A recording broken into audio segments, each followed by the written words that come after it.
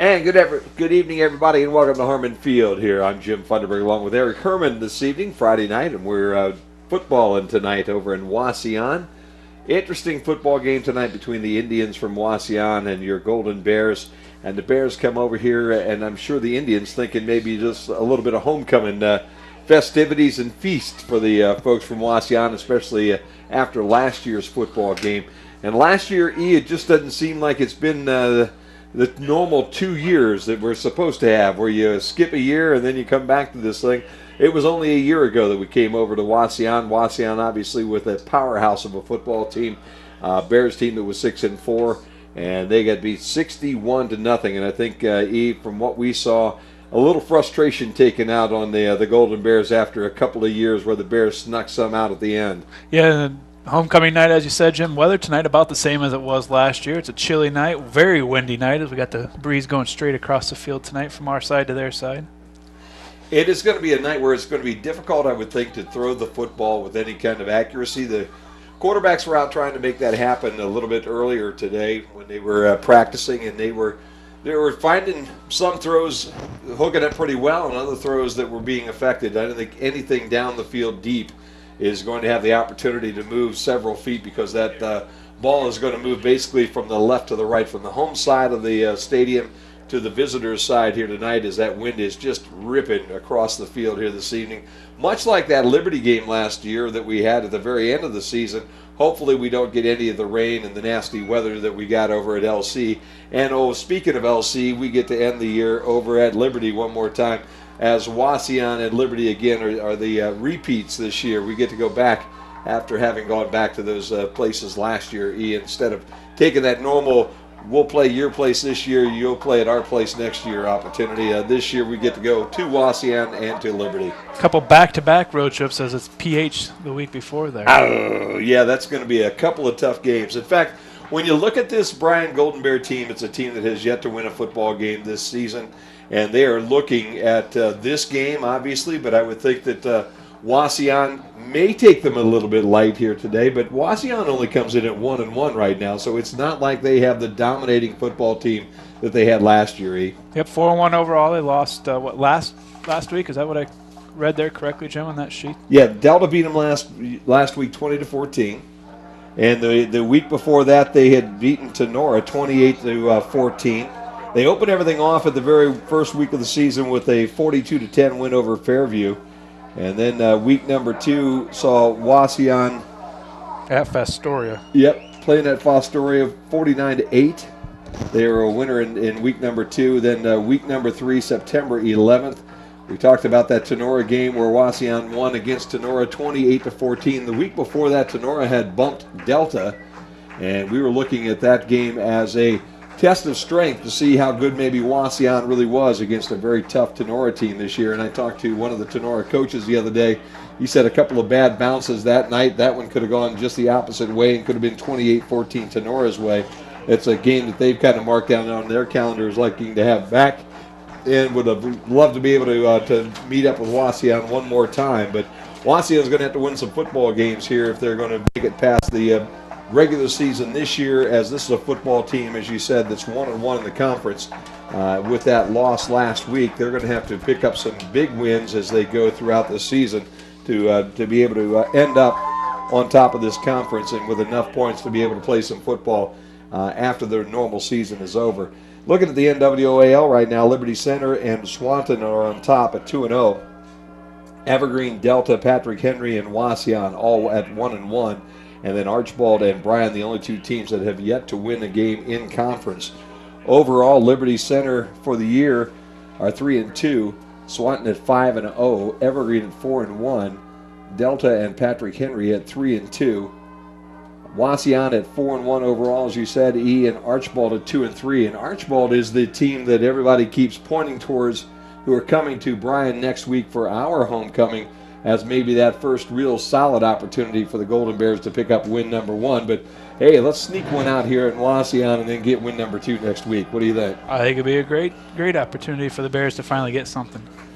They just need that, as we've talked about so many times, Jim, you've talked about, they just need that first win to prove that they can win. And I think the team, last week the Swanton guys said that we have a lot of potential talent out there. It's just getting it where we need to. The tip balls and stuff like that keep happening to us every week just needs to stop. We need to take a minute, catch the ball, and show that we can do it. Well, I think we talked a little bit about that here with Andy Briggle a little while ago, that just seems like we're snake bit this year. What appeared to be a completed pass last week turns into an interception for a touchdown. And we've had several of those as this season started. So maybe tonight would be a night where, on a chilly night in Wauseon, maybe we'll get our first break or two and get that opportunity to get that first W here tonight. It is homecoming here in Wauseon. Their festivities are just starting right at this point in time. Why don't we take a moment and let you know who's bringing this football game to you tonight. It's brought to you by the Athletic Boosters of Bryan, always backing our athletes. Good luck, Bears, all season long. Bryan Ford Lincoln, we're just down the road from high prices. Bryan Municipal Utilities, your local cable and high-speed internet provider. Genesis Healthcare, Bryan Center. We are your friends, your family, and we're your neighbors. Krill Funeral Home, commitment to service is our #1 priority. Northwest State Community College, helping you take that next step to a new job or a new career. Oberlin Turnbull Funeral Home and Crematory, all types of services for all types of people. The Plaza Motel, your home away from home, and don't forget to like us on Facebook. And Tompkinson BMW, the home of the ultimate driving machine, and also the sponsor for the Extra Point. And finally, Whelan's Automotive, dealership quality at aftermarket pricing. We'll take our first time out here of the evening. When we come back, we'll let you listen to what Coach Redhead had to say about this football game on the Extra Point here on BMU TV and BryanSports.com. Well, Coach, around the league last week, I think I was surprised as you go into this week and there's only 2 undefeated teams. If you'd have said that to me, Swanton I think I'd have gone along with, but I probably would have been guessing Delta or a Wauseon or whoever. All of a sudden, Liberty Center jumps up there, and now we got 2 teams in the conference that are 2-0. Yeah, and Evergreen, they got beat by Liberty Center, and that was a little surprising. We thought that Evergreen, they were not a bad football team. Yeah. Delta, they, like I said, there's some different things going on, and you're never out until you're out, and that's the thing we keep telling them. If we can make a run and go 5-0, it's going to be a tough thing to do, but. Right. If we cut down on our mistakes and our turnovers, that's the big thing. I think if we stop turning over the balls and we stop making the penalties, and we did improve on the penalty side of it. We still had a couple turnovers, but we really improved on the penalties. And we take away the turnovers, we're going to get better. Yeah, I think so too. We had the Wauseon. That's never an easy place to play football. Everybody last year went over, and it was a rough Friday night. And for some reason, with the scheduling gods this year, they got good to us and let us go right on back there this year to start your career. Yeah. But I don't think Wauseon looks on film to be quite as tough as before. But again, they're 1-1 in the conference, and they definitely were the team that all the coaches picked. Yeah. They're a solid football team. They're going to line up and do what they do, and as I say, they try and play that better than you football. They're not going to scheme a ton, and they're going to play their base and try and handle people out of that, and then they'll start blitzing a little bit, but they don't get real unorthodox. So with the defense they play, it gives us some more options on offense. Playing the 34. I like that. And then on offensively, they're not real flashy. They run, just solid plays, and they run the quarterback a lot. He's not as good a passer as we've seen in the past 2 weeks. He's a good runner, but he's not the kid from Swanton. So. Yeah, boy, that McComb kid was a dandy last week, wasn't he? He made some great plays, and it's like I said, you play good people, and you do what you can, and kid's effort was there, or just we just didn't quite get it done, and I think we can turn that, and this has been a focus point for us all the way since I've been here. The one team that really put it on us last year. I've got the banners up. I brought it out to practice today. To beat Wauseon. It's been there since I got here, and that's a game that we're going to go and sell out and not let that happen again. Sounds good. Well, I guess with that's a good spot to enter. You can get back to practice here, yes, Coach. Sir. Thanks for the time, and good luck on Friday. Thank you. If it's Friday night, there'll be football here on BMU Channel 3. Otherwise, if you're just watching this before this, BryanSports.com has all the audio on the ball game. And don't forget home games. We replay the game starting at 11 o'clock on Friday night on BMU Channel 3. Talk to you next week here on Extra Point. Welcome back here to Harmon Field. Jim Funderburg along with Eric Herman on a Friday night. Tonight around the conference, it's Patrick Henry at Archbald, Evergreen at Swanton, Delta at Liberty Center, and obviously Bryan travels over here to Wauseon to play the Indians tonight. And that will be an interesting conversation that we're going to have all night long between these two teams. Obviously, you could probably hear from the coach that he was very focused with this football game tonight, and he really was expecting to come back in here and his team be a lot more focused and play much better football than what it did last year when they get defeated 61-0. Yeah, I think he's trying to get the guys, like we talked about earlier, just focused on everything, focused on the job at hand tonight. Just go out and play football. That's what he's looking for, and hopefully we will see much better football tonight. Wauseon will get the football to open everything up. The Golden Bears actually won the toss. They deferred to the second half. Offense for Wauseon starts around their quarterback, J.J. Kaufman. He is a senior. Running back is Brendan Wilson, a junior, number 15. The wide receivers, Luke Reitzner, 27. Mason Krieger is number 4, and Ty Leininger is number 14. Their tight end / H-back is number 16, Denny Hench. And their offensive line at center, Cam Sauber, who's a sophomore. Left tackle is Cullen Siller, who's a senior. Their left guard is Derek Shute, who is a senior. Right tackle is Jacob Raby, who is a junior, and Tyler Wilson, a senior, will be in at right guard. So a very experienced football team, a lot of seniors on this team. They will be in their all red tonight, the red pants, the red jerseys, the red helmets, and they will be joined here with the crowd who's all dressed tonight in the red, white, and black. And for the Golden Bears this evening, they will start on defense, and their defense will look something like this. Their defensive backs, Sam Culler, who is a junior, Jake Kuba, who's a senior, Jake Hausch, another senior, and Corbin Garza are the defensive backs. The linebackers, Drew Lockhoff, Clayton Farrell, and Mason Oliphant, along with Dylan Wagner. And their defensive linemen, Chance Taylor, Brant Hall, and Christian Riddle. And those three guys are all seniors. Taylor is a 6'1", 2¼ senior. Hall at 5'7", 228. And Christian Riddle, another defensive end, basically 5'11", 280. So it should be an interesting football game. It is a game that we expect to be tested on the ground quite a bit here tonight because of all the wind. Wind still ripping across this football field at probably, 25, 30 miles an hour. Would be my guess, but it's moving pretty good. Just had it 6:21 right now, yep. 21 miles per hour, and it will gust up to 30 after that. So, 55-degree game time temperature, Jim. Perfect night for football here in Wauseon. Everybody's got their sweaters, maybe a light coat and a pair of gloves and a hat here and there, but everybody's ready for football, and we're getting you ready for football as we're less than 5 minutes away from the kickoff tonight. So we'll take a step away. And when we come back, we'll be ready for football here on BMU TV and BryanSports.com. Welcome back here to Wauseon as we're wrapping up the national anthem right now, getting ready to play some football on this football field. Nice grass field. Looks like it's in pretty good shape as both teams head towards the center for the initial welcome and greeting as they all come to the middle of the field to shake hands and get ready to do battle. This will be the last time tonight until the game is over that everybody has a smile on their face and they wish one another well, and after that, there will be 48 minutes of football to be played, and after that's all over and done again, you can go back out to the middle of the field and shake hands one more time. But normally you're not smiling quite as much as what you were when everything got started at the very beginning of everything.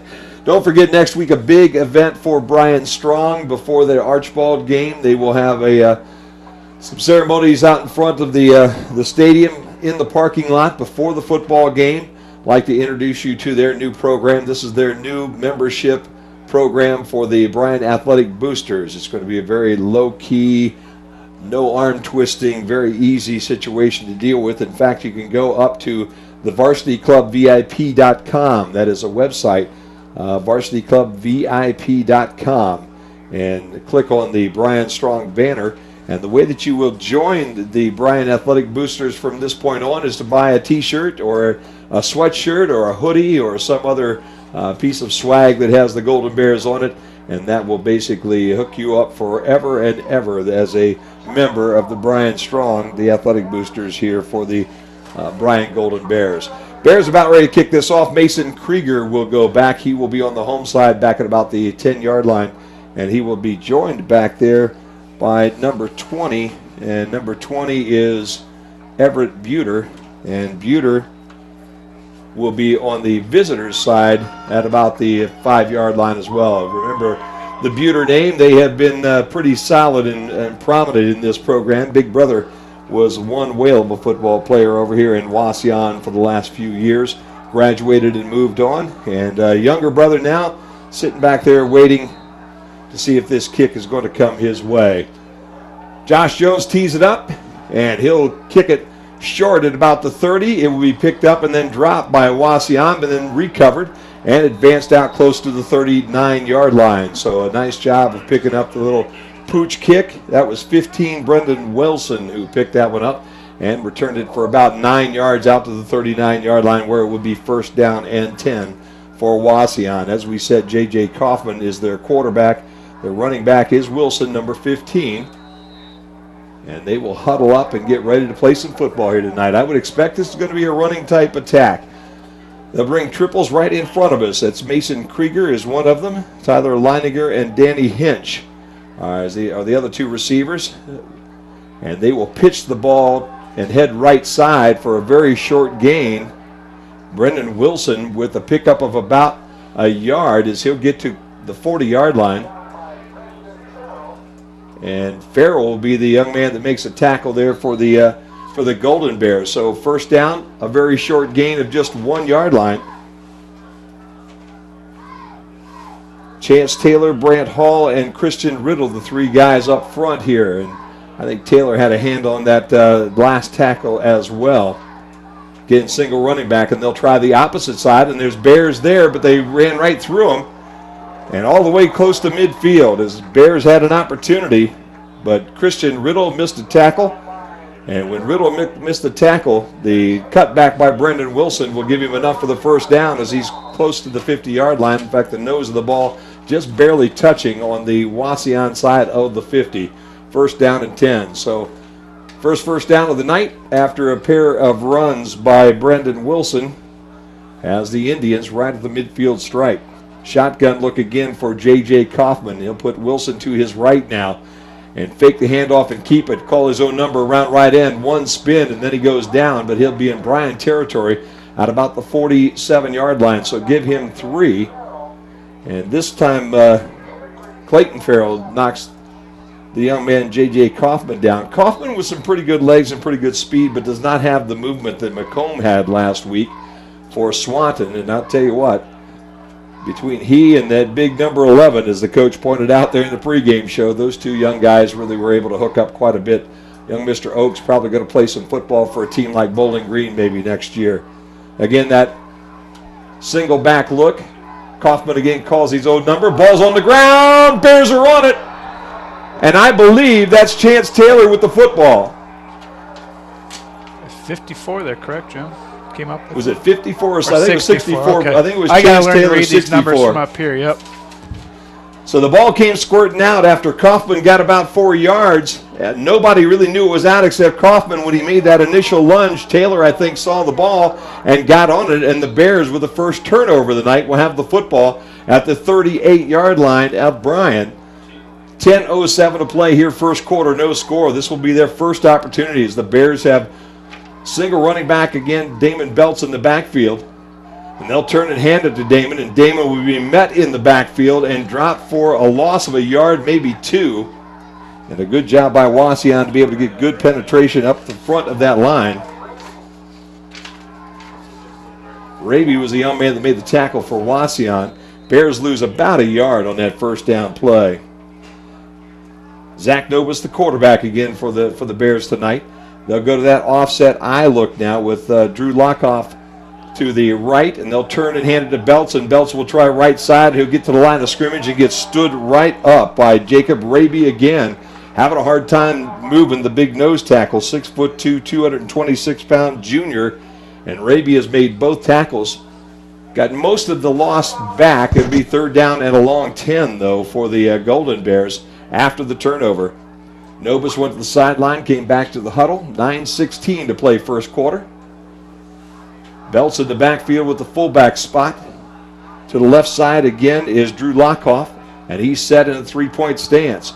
Doubles to the top, single to the bottom, and they will throw this football. Novus has plenty of time. Now he finds his guy in the flats, and it's Josh Jones, and Jones had the ball, hit him in the hands, got hit just as the ball got there, and wasn't able to pull it in, so that will set up a fourth down situation. Josh Whitcomb, the free safety, comes up and makes a very solid hit just as that football got to Josh Jones' hands, and I would think, as chilly as what it is tonight, it's going to be a little difficult pulling that ball in at times, too, and hanging on to it. But perfect timing, Jim. It doesn't get any better than that. Like you said, just as it was touching his fingers to knock it out.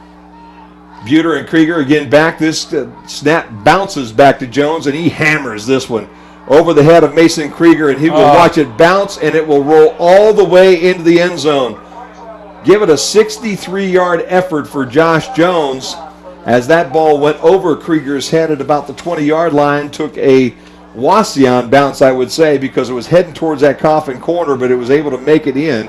And the Indians will have the football back out at the 20-yard line, first down and 10 with 8:47 to play in the first quarter. Well, the first time the Indians had the football tonight, they were driving, and after they picked up their initial first down, it was J.J. Kaufman that called his own number and then spit that football up, and the turnover resulted in 3 plays and out for the Golden Bears. But the field position now reversed just a little bit. Single running back again in that backfield, and they'll hand it to him around the right end. He gets tripped up inside the 20 at about the 19-yard line, and the young man coming over to make that tackle for the Bears was Mason Oliphant. Oliphant on the tackle. Loss of about a yard. Second down now and 11. Oliphant with a nice job to come in and cut the runner down. Oliphant, Lockhoff, Farrell, and Wagner, the 4 linebackers out on the field right now for the Bears. 3 down linemen. Still Taylor, Hall, and Riddle. And now the Bears start to crunch up on that line of scrimmage, expecting that run. Quarterback rolls, throws to the middle of the field. He's got his guy, and he's on his feet and running. That's Luke Reichner. And Reichner will be out across the 35. Yeah, they're going to mark him actually at the 34. It will be enough for the first down. Oh, yeah, it's the first time the officials have marked somebody the opposite direction, Jim. Yeah, exactly. So first down and 10 now for Wauseon after the first completion of the night for either one of these teams. Bears 0 for 1. Wauseon at 1 for 1 now. Reichner is the wide receiver on our side. They've got triples to the top. Again, one single running back, Wilson, in the backfield. He's to the right of his quarterback. And Leininger will hand that ball off to Wilson, and Wilson on the dive play just gets back to the line of scrimmage. Brant Hall right there to knock him down. Give him about 2 feet. As Hall makes the tackle right at the 20 or 35-yard line. Second down now and 9.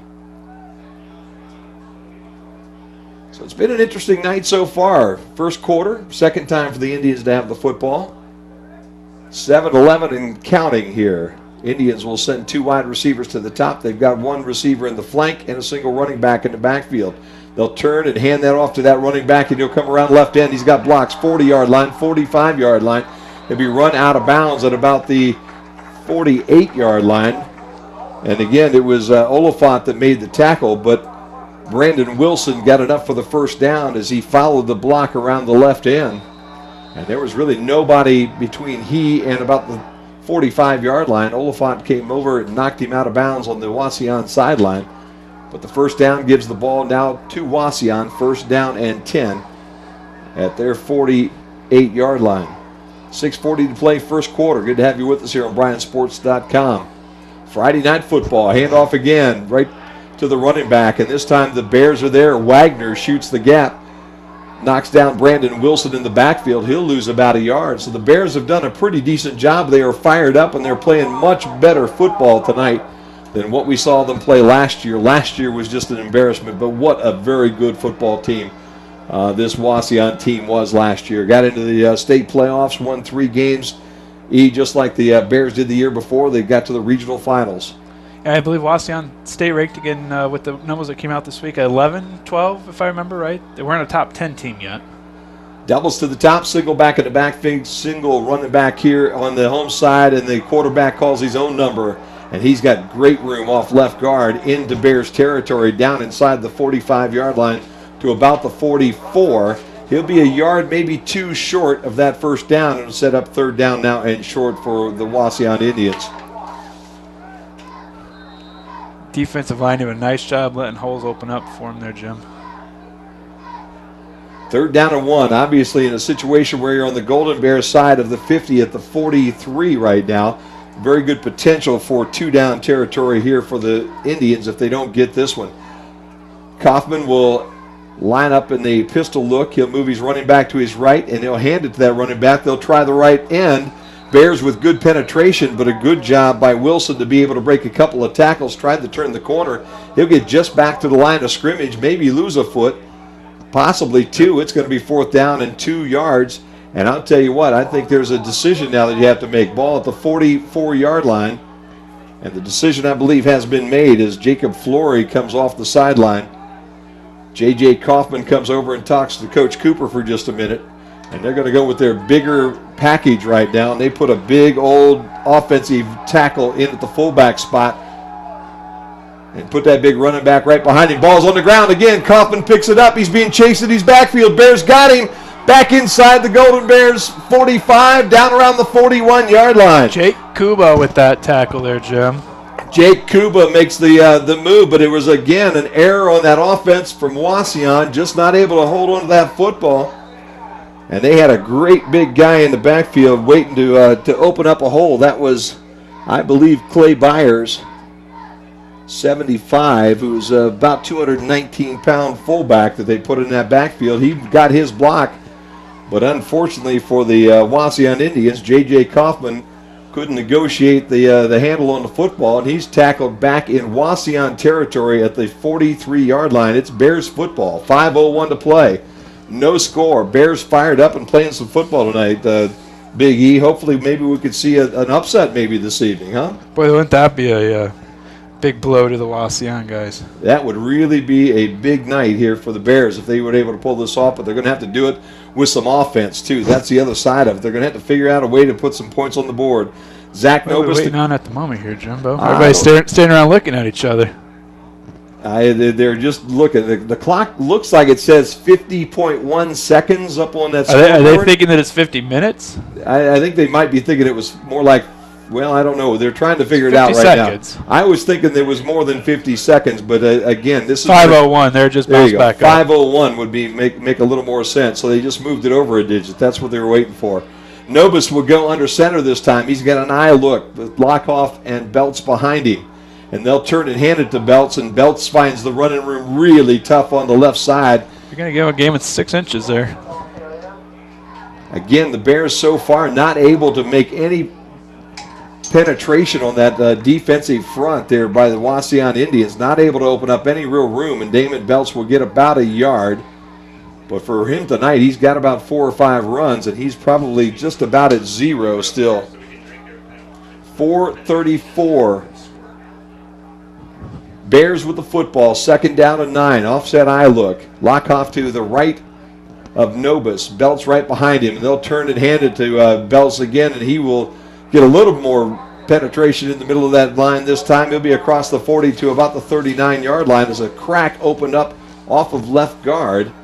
And Damon Belts able to sneak through it for a couple. It'll be third down and about 7 for the Golden Bears at the 39-yard line of Wauseon.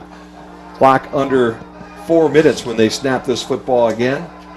And I would have to believe that it's 4 down territory for the Golden Bears too. Doubles to the top, singles to the bottom. Novus will go under center. I formation again for the Golden Bears. He'll turn and he'll hand it to the first guy this time. And Lockoff again only gets short yardage as he goes off left guard for about a yard. And fourth down now and 6 for the Golden Bears. Little belly play there for the fullback. Been handing that ball pretty much to Damon Belts most every time. And this time the first guy through was Drew Lockoff, and hoping to catch Wauseon sleeping just a little bit. But that defensive front has been extremely tough. Tyler Wilson and Jacob Raby, both those two guys have been awfully hard to move out of the line of scrimmage here tonight. 3:11 to play, first quarter. Novus keeps this one. He's got room up the middle. He'll be close, but I think he's going to be short as he crosses the 45-yard line and stopped at about the 45, just about 1 yard shy of what he needed for that first down as he dropped and looked to pass and then ran the draw play. And the ball will go over on downs to Wauseon with 3:02 to play in the first quarter, and the ball resting on the 34-yard line of Wauseon. So far, the Indians have had some offensive drives, but then sputtered and given the ball back to the Golden Bears on their 2 possessions. Bears with some really good field position tonight, but again, it has been their problem all year long to be able to try to score some points, and they've had some troubles with it already here tonight. Brennan Wilson again, the running back, and they will stack 3 receivers on the home side. They'll turn. In fact, it's Buter this time, 20. And Buter will have room to the 40-yard line. They'll say his knee touched actually at the 39. So they give Buter about 6. And now let's say about 5. They'll need to go to just shy of the 44-yard line for this first down, and they're at the 39. So second down and 5. Clock's rolling at 2.5 minutes to play here in the first quarter. No score if you just turned in. Hit Harmon Field tonight on a Friday night. I formation again by Wauseon. Doubles to the top, single to the bottom.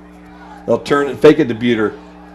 Quarterback will keep it, and he will have some room off the left side. It is across the 40-yard line, get out to about the 42-yard line. So give Kaufman about 3. Give Hausch the tackle for the Bears. Set up a third down now and 2 with 2 minutes to play first quarter. Again, this is not the high-powered offense we saw last year from the Wauseon Indians. And I think the description that I've heard the most around the league this year is there's an awful lot of parity around this league with just very few teams that are going to stick out at you this year. One of them is Swanton. Hoffman will roll, look to throw, and he tosses, but behind his intended receiver, Danny Hench. Hench standing right around the midfield stripe, but that ball thrown to his back shoulder close to that center stripe. And Hench was heading towards the sideline, had to stop, try to reach back behind him, and the ball was past him by the time he got his hands out to touch it. And with that, Wauseon's third drive will come to a 4th down and 3, and Josh Jones will drop back at about the 30-yard line and wait for the kick.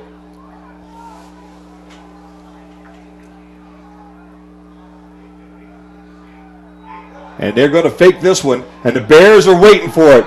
Saw it coming. Brendan Wilson got the snap, the direct snap, and he started to go around the right end, and Clayton Farrell was right there waiting for him and made a beautiful tackle for a loss of a couple, and the Bears will have the football on the 40-yard line. So a little razzle-dazzle there by the Wauseon Indians, and the Golden Bears again with great field position, and they just need to find a way to take advantage of it. They have started 2 of their 3 drives on the Wauseon side of the 50, this time on the 40-yard line. Again, the offside eye look with 2 receivers on the home side and 1 on the top. And they will throw this one. Ball across the middle and thrown behind the receiver. Was it intercepted? It was. They just can't catch a break there, Jim. They just cannot make a play is what they can't do. I didn't catch the number, but I believe it was 14 that got that one. Ty Leininger for the Wauseon Indians. And that ball was thrown a good yard behind the intended receiver. And I believe that was Jones that was cutting across the top. And that ball just thrown behind him. He had to turn around and actually make the tackle. So the Bears turned the football right back over to the Wauseon Indians. And this has been a tale of 2 very inept offenses here in this first quarter. 1.5 minutes to play. Wauseon with an empty backfield. They'll hand the ball to the jet sweep running back Buter coming around the end. Buter will be tackled after he gets around the corner. Lockoff was the young man that wrapped him up initially. He was able to fight through the tackle and fall ahead for about 3 yards. So he'll move the ball out to the 34-yard line. It will be 2nd down and about 6. Looked like it was going to be a pickup of about 1 yard. Lockoff was able to wrap him, but Buter was able to step out of it and then fall ahead for a couple of yards. Again, they'll go to that empty look with Kaufman in the backfield. Trips on the home side, doubles to the top. Bears with just 3 down linemen, and they've got 5 linebackers spread across the field. Quarterback sneak. He's at the 40, 45-yard line and knocked down right there at the 45-yard line as J.J. Kaufman called his own number, got everybody moving in opposite directions, and then ran right up the center of the field for the first down.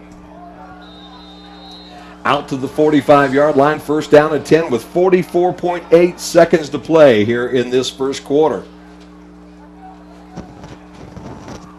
Brendan Wilson checks back into the ball game. Buter will stay in, and he will play in the backfield. In fact, Wilson will come down here and play that H-back spot. Buter lines up to the left of his quarterback. They will pitch him the ball. He'll sweep left end. Gets across the 45, out to about the 48 before he's hit by Brent Hall and knocked down after a pickup of a couple. Second down now at 8, but they're not going to get a chance to play this one in the first quarter as the clock will wind down to double zeros here. We've got one in the books. Neither team on the scoreboard. Bears and the Indians tied at 0 here at Harmon Stadium. We'll be right back on BryanSports.com. Back here at Harmon Stadium, the very first play from scrimmage for Wauseon is a run, and it will be a decent run to almost the 46-yard line of the Golden Bears. The handoff to Brendan Wilson off of the left tackle spot gets them down to a 3rd and 1 situation as they pick up about 6 on that play. Just underway here, second quarter. Wauseon has had some opportunities, but have either fumbled the football away or run out of downs and given the ball back to the Golden Bears with great field position, and the Bears are having a hard time getting past that 3-and-out stage right now. Whitcomb into the ball game, the senior wide receiver. Double receivers here right in front of us, a single one to the top, and they'll bring a guy in motion, and before everything happens, we have a delay of game call that will go against Wauseon and cost them 5 yards. So instead of being 3rd down and 1, it will be 3rd down now and 6, and the Bears with maybe some new life here with an opportunity to hold these guys without a first down and maybe get the football back as it crosses the 50-yard line back into Wauseon territory at the 49. Shotgun look, and we got Indians all over the place, moving way too early. Running backs, couple of wide receivers, they all jumped about 2 counts too quick, and that'll cost them another 5, and will set up now a 3rd down and long for the Wauseon Indians, 3rd down and about 12. So, it's been kind of a sloppy first half for both these football teams. Wauseon looks over to the sideline. They will send the play in with Josh Whitcomb again. Whitcomb, another senior. Krieger, Kaufman, Whitcomb, Leiniger, Hench, and Richner all are seniors for this football team, and they're all skill positions. But again, didn't get a lot of playing time. They will stack 3 wide receivers here on the home side, and they'll look to throw the bomb on the home sideline, and that ball's way over everybody's head and out of bounds. The intended receiver was Mason Krieger. Krieger was covered pretty well over here on the sideline by the Golden Bears. By himself until it left. Brandon Farrell was the young man that had the coverage over here. And you're right, he was open. There were only 2 defenders. There's a 2 to 3 ratio down there as they took off, Jim. With 3, but you're throwing that ball up against a real tough wind coming towards this home sideline, and it seemed to float a little bit. Well, it should have passed back in. Yeah. Big, long kick will be caught by the Bears. Josh Jones at the 20. And he comes towards the home sideline and runs out of real estate as he will be knocked down at the 19-yard line, actually, after he went backwards for about a yard. Jacob Flory, the young man that made the tackle there for the Wauseon Indians. And again, a situation where the Bears just going east and west need to start figuring out how to go north and south here. He had the speed. I mean, outrageous speed going across the field there. Just no open holes for him to cut back through. 10:57 to play here, second quarter. Bears with their first opportunity in the second quarter with an offset eye look. Doubles to the top, single to the bottom. Nobis turns and hands to Damon Belts. Belts wasn't knocked down right at the line of scrimmage, and I think he was waiting for somebody to take his knees out. And amazingly enough, he had enough room to scoot out for about 3 yards. And if he would have had his head up a little bit more, he might have gotten a yard or 2 more, but he's been so accustomed here tonight so far to have somebody submarining those knees as he gets back to the line of scrimmage. That time, a nice job by the offensive line to give him enough room to run through. Offset eye again. Lock off to the right in a three-point stance. Belts standing up right behind the quarterback. And Nobis will roll towards his right and look to throw this football. And it's thrown right to Wauseon. I believe we're going to get a hold there, though, on Wauseon, Jim, number 32. Interception would give the Indians the ball at the 19-yard line. They threw that ball right to J.J. Kaufman. I don't know. Is there a flag down on that side? Yep, the flag is, 21, 22-yard line there. That ball was thrown right to J.J. Kaufman, right between the numbers. They may say, though, that the hold, or it was a pass interference because he hit him and took him right down and then laid on him. And if he was, I didn't see who was the one down under him. And that so it looks like they're pointing towards Bryan there. So maybe Bryan's the one to hit first for a hold. That's good. Well, he's not making up his mind right now. We got an official right now. The reason we're hesitating is because he signaled Bryan already, kind of half-heartedly, and then he half-heartedly signaled towards Wauseon, and now we're back into a conference here. The official's talking right around the 19-yard line, which is where the ball will be if it happens to be Wauseon's football. Do they need to know where they are at? So they're down. Yeah, they're down now. The whole group is together. And hopefully we're about to get a call and find out exactly what they've decided.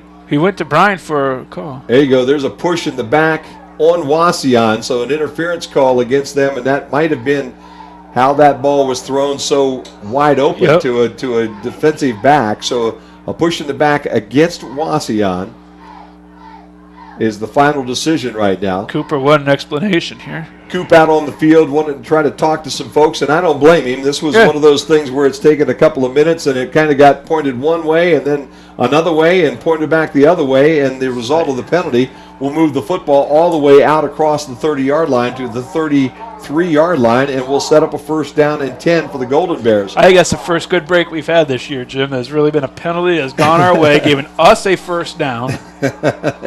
We'll take it. We will take it. Doubles on the home side, singles to the top. Offset I in the backfield. Nobis again standing there with Lockoff to his right. And he will keep the football up the middle of the field for a couple. Out to about the 34-yard line before he gets knocked down. Get a couple of them on that one. Hunter Yackey, the number 3 tackler here for Wauseon, the young man that made that tackle.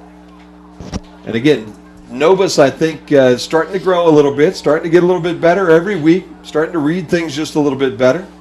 They'll send a man in motion route, Lockoff on the left wing, and they'll turn and hand to Damon Belts, and Damon Belts will get tripped up in the backfield. Nobody picked up number 32, and that became a problem as Jacob Flory was able to come in from his right outside linebacker spot, read that play, and drop Belts for a yard loss, and it'll be third down now and 8. Get a little bit of blocking woes for the Bears. Not able to get all the hats they need to on the appropriate hats and keep these Wauseon Indians out of their backfield. Still a 0-0 score, and we're under 9 minutes to play here in the first half. Offset I again. Lockoff a three-point stand. They'll hand the ball to Belts, and they'll throw a flag in the middle of the pile. And the back judge is the young man that made that call, and generally when you get that one, it's a push in the back or a hold against the offensive line, but we'll just have to see. They're looking towards Bryan. They're looking towards Wauseon. They're looking towards each other. And the Bryan Golden Bears now pushed in the back. They will decline that penalty, and it will set up a fourth down and about 7 for the Bears, and they'll have to kick this thing away. Mason Krieger will drop back deep. And he will have his buddy, Mr. Buter, back there with him as well. Buter on the Bryan side at the 38. Josh Jones runs forward, then kicks it. Buter will watch it bounce. It's a short kick, which takes a Bryan roll, rolls inside the 35, and will be down to the 33-yard line. And the Bears will have the football with 8 minutes and 30 seconds to go here in the second quarter. So the Wauseon Indians have the football here, and it's been an interesting night so far of football. Two offenses that have really stuttered an awful lot here to get things started. As the Bears and the Indians lock up here on a Friday night, as we have our first football game of the fall, our first football game of the month of October. Buter getting the running back in the backfield, along with his quarterback Kaufman. And Kaufman will roll and look to throw this to Buter, and it's behind him and low and incomplete. Buter had lock-off right there next to him, and Kaufman tried to kind of run it to him and throw it in front of him on the run, and that pass was well short. Buter really didn't have a chance, hitting down around the kneecaps. 2nd down, 10. Wauseon with the ball. 8:26 to play here in the first half. Football down on the Wauseon 33-yard line. Doubles on the home side, single wide receiver on the top. Ball was snapped low. Quarterback up and running for his life. Breaks a couple of tackles who get back to the line of scrimmage and then get forward for a yard or two. We had Bears in the backfield but couldn't pull him down. Unfortunately, the Golden Bears had that opportunity, but they just couldn't make it happen. The first guy back there was Zach Goodspeed, and he got away from Goodspeed, and the next thing you know, then he was able to shake off a Jake Kuba. Bears able to finally knock him down after he picks up about a yard, as they'll mark him down at the 34-yard line. It will be 3rd down now and 9. Clock on a roll at 7:52 and counting, and this has been a rapid-paced first quarter, hasn't it? Yeah, it's moved right along, Jim. Triples to the top, single to the bottom, and before everything gets started, Coach Cooper says he wants to talk things over. We'll let him do so. With 7:39 to play before the half, we'll step away at 0-0 here on BryanSports.com. Back here at Wauseon as we're getting ready here for 2nd down, as the 3rd down, as Wauseon has a 3rd and 9. Kaufman takes it, rolls to his left, gets a block or two, then he's going to run out of blockers and run out of room right about the line of scrimmage. He might have gotten a foot trying to look down the field and trying to find an open receiver, and Ty Leniger could not get open in that Bryan secondary. And the Bears, just like that, have again held the Wauseon Indians to a 3-and-out situation. Aided a little bit by a couple of penalties that time, though, Big E. Yeah, Bryan, I think at this point, Jim, I haven't kept official stats here, but I believe Bryan has fewer penalties than Wauseon at the moment. High snap and a good kick. Josh Jones will field at his 30. Cuts to his right, now back to the center of the field, and he'll be knocked down at the 35-yard line. The one thing I can tell you about this Wauseon football team is they are very aggressive and they're very good tacklers. Jones looked like he had a little bit of a seam, and if he could have stepped through the gap between a couple of Wauseon players, he might have had some running room on the other side of it, but both of them got a piece of him and brought him down. So it'll be 1st down and 10. Bears at their own 35-yard line. Under 7 to play, first quarter. Nobis comes back out on the football field, and I would hope that maybe they're starting to get a little confidence, and we'll start to see a little more offense. Peters down the ball game here. It's Jones and Peters along with Colt Arthur in front of us. Single wide receiver to the top, and I believe Damon Belt's in the backfield. Nobis will call his own number around the right end. He's got some room.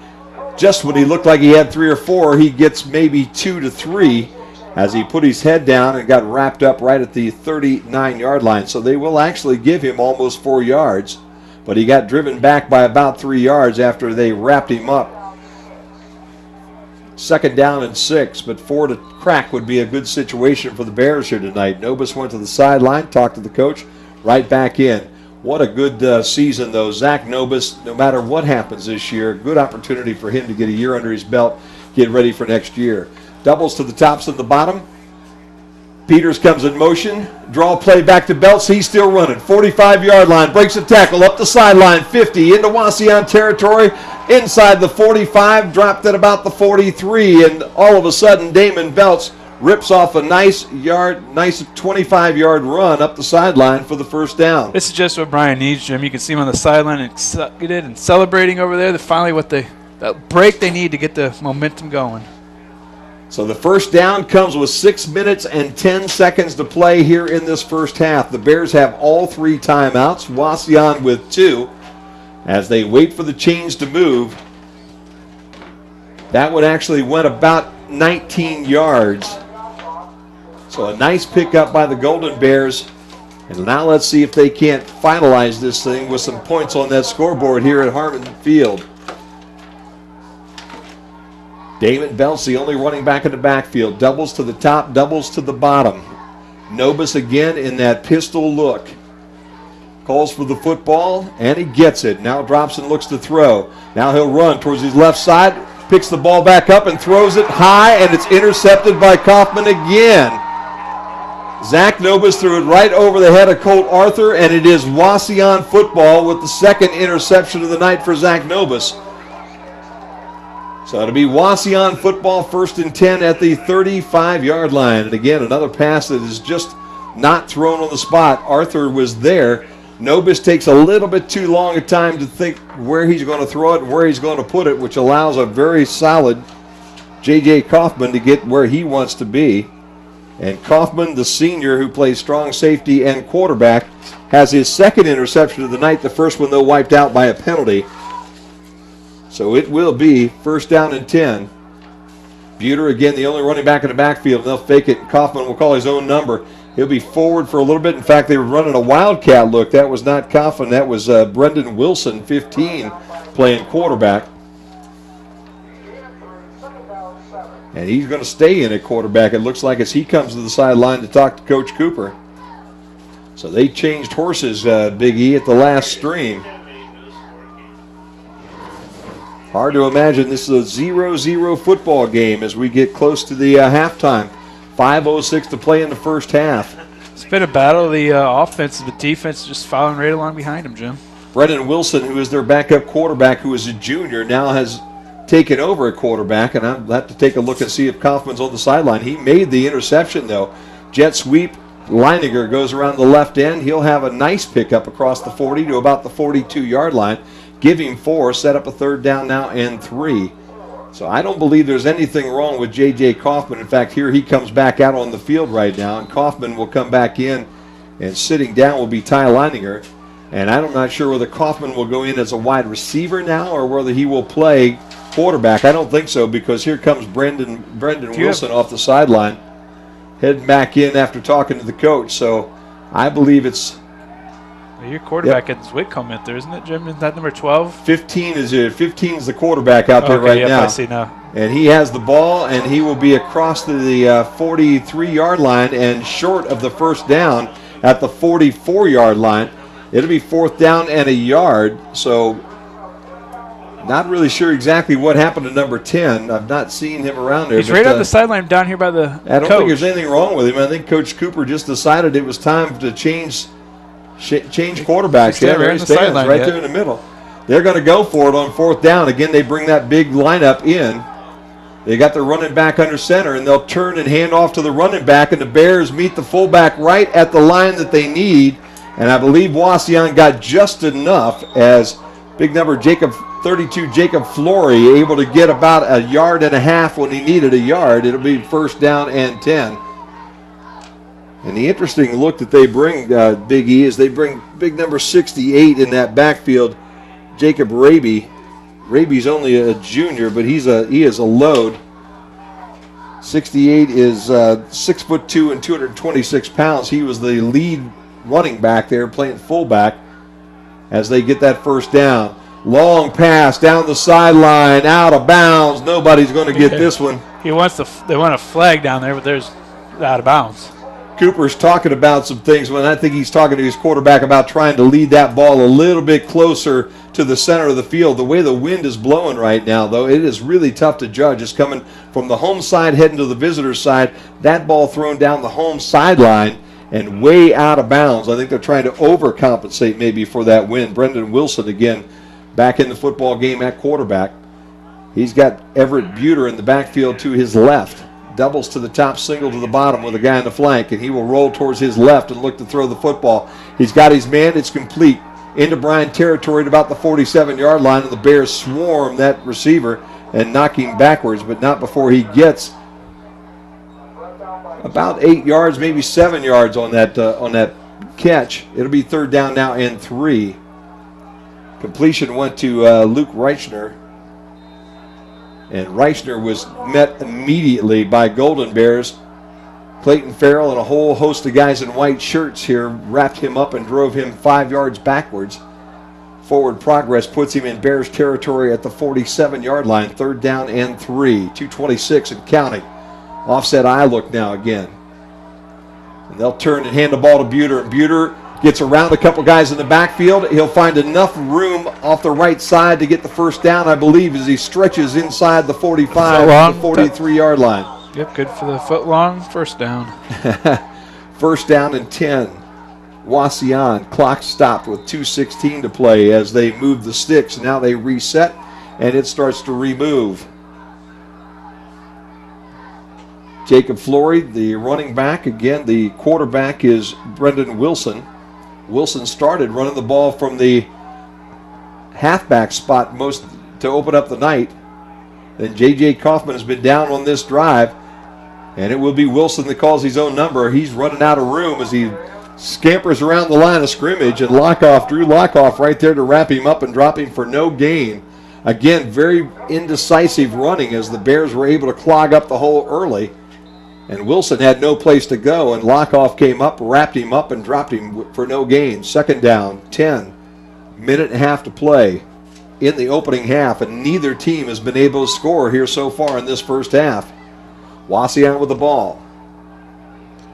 In Bears territory. Fake handoff. Throw out in the flat. It's complete to Rushner.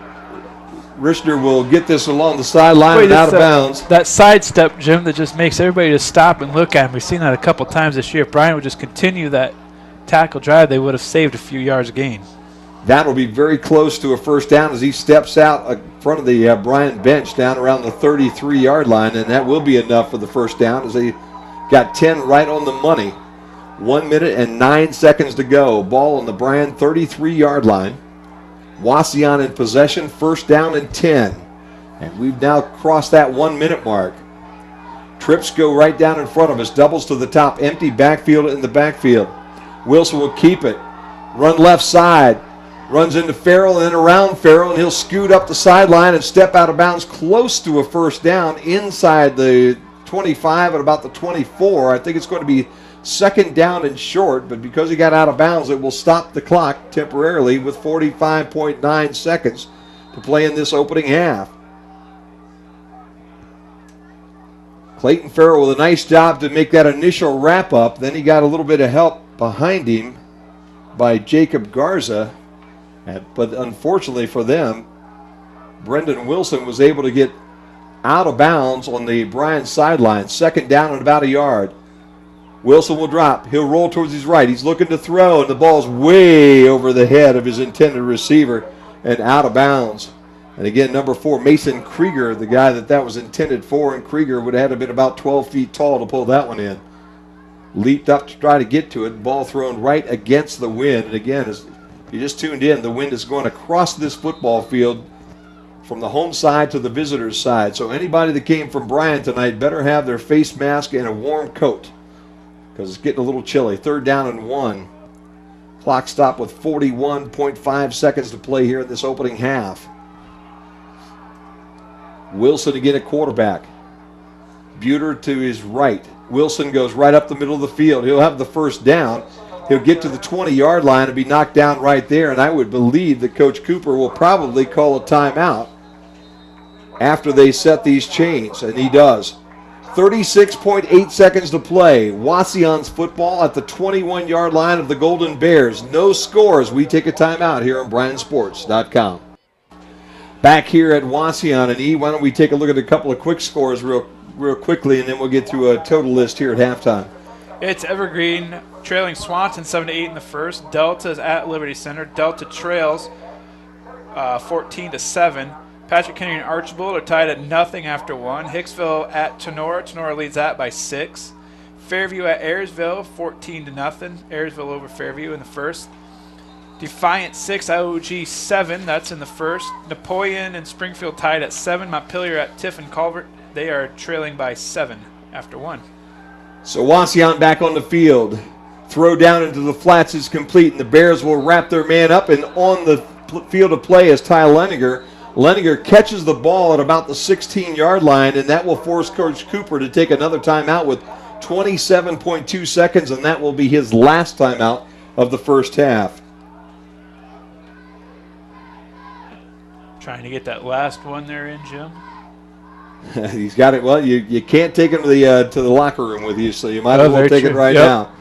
27.2 seconds. I'm sure Coach over here talking to his guys about how they're going to move that football 15 yards for a touchdown. Neither team able to score anything in the first half. This is the closest to a score that we've had, as the Bears defense played pretty well. And Wauseon shot themselves in the foot a couple of times. Of course, remember, this was all set up by an interception. Clear back on the other side by Josh Whitcomb, deep in Bryan territory. And Wauseon now has been able to move this football all the way down to where they are right now at the 15-yard line. Again, Brendan Wilson is the quarterback. He has Everett Buter to his left. 2 wide receivers to the short side. He will spin and try to throw this, and he does. He's got his fullback inside the 10, down to about the 7-yard line. That's Jacob Flory. Flory will be down at the 7 when everything gets reset, because that's enough for a first down. Looks like Wauseon is going to want to try to spike this thing and save a little time, and that's exactly what they do, as Wilson takes the snap and throws it into the ground with 18.3 seconds to play here in this first half. Nice little screen pass out into the flat, and Flory had worked his way up the field for about 7 or 8 yards. Bears were able to keep him from the end zone, knocking down at the 6. But it's Wauseon's ball with 18.3 seconds to play. Trips here on the home side. Wilson gets the ball and will roll that way, and he's looking to throw. But before everything happens, we have a timeout by the Golden Bears just before the snap. So the Bears want to talk some things over, and I'm thinking that they'll probably have to put a couple seconds back up on that play clock, or that game clock, because we're down to 15.7. Sure, Wauseon Coop's going to want that for sure. Coach Cooper, I think, is going to look up there. The official's not really making any effort right now to communicate with anybody upstairs. So maybe that clock had started, and we had run that extra 2.5 seconds off that clock. Now they're starting to look this way, and I would believe that they're going to add a little time, but I don't know. The official coming over the sideline to the Wauseon huddle to tell them something. He has his black book. He wants to make sure Yeah, that his date is available after the game. Yeah, they're going to put that time back up. He's asking the coach over here to tell the folks up in the booth what he wants exactly, and I believe it's going somewhere around 18.3 seconds is what I best remember it to be. This could be the last play of the first half, especially if the Bears were able to stop these guys and not allow them to get back to that line of scrimmage.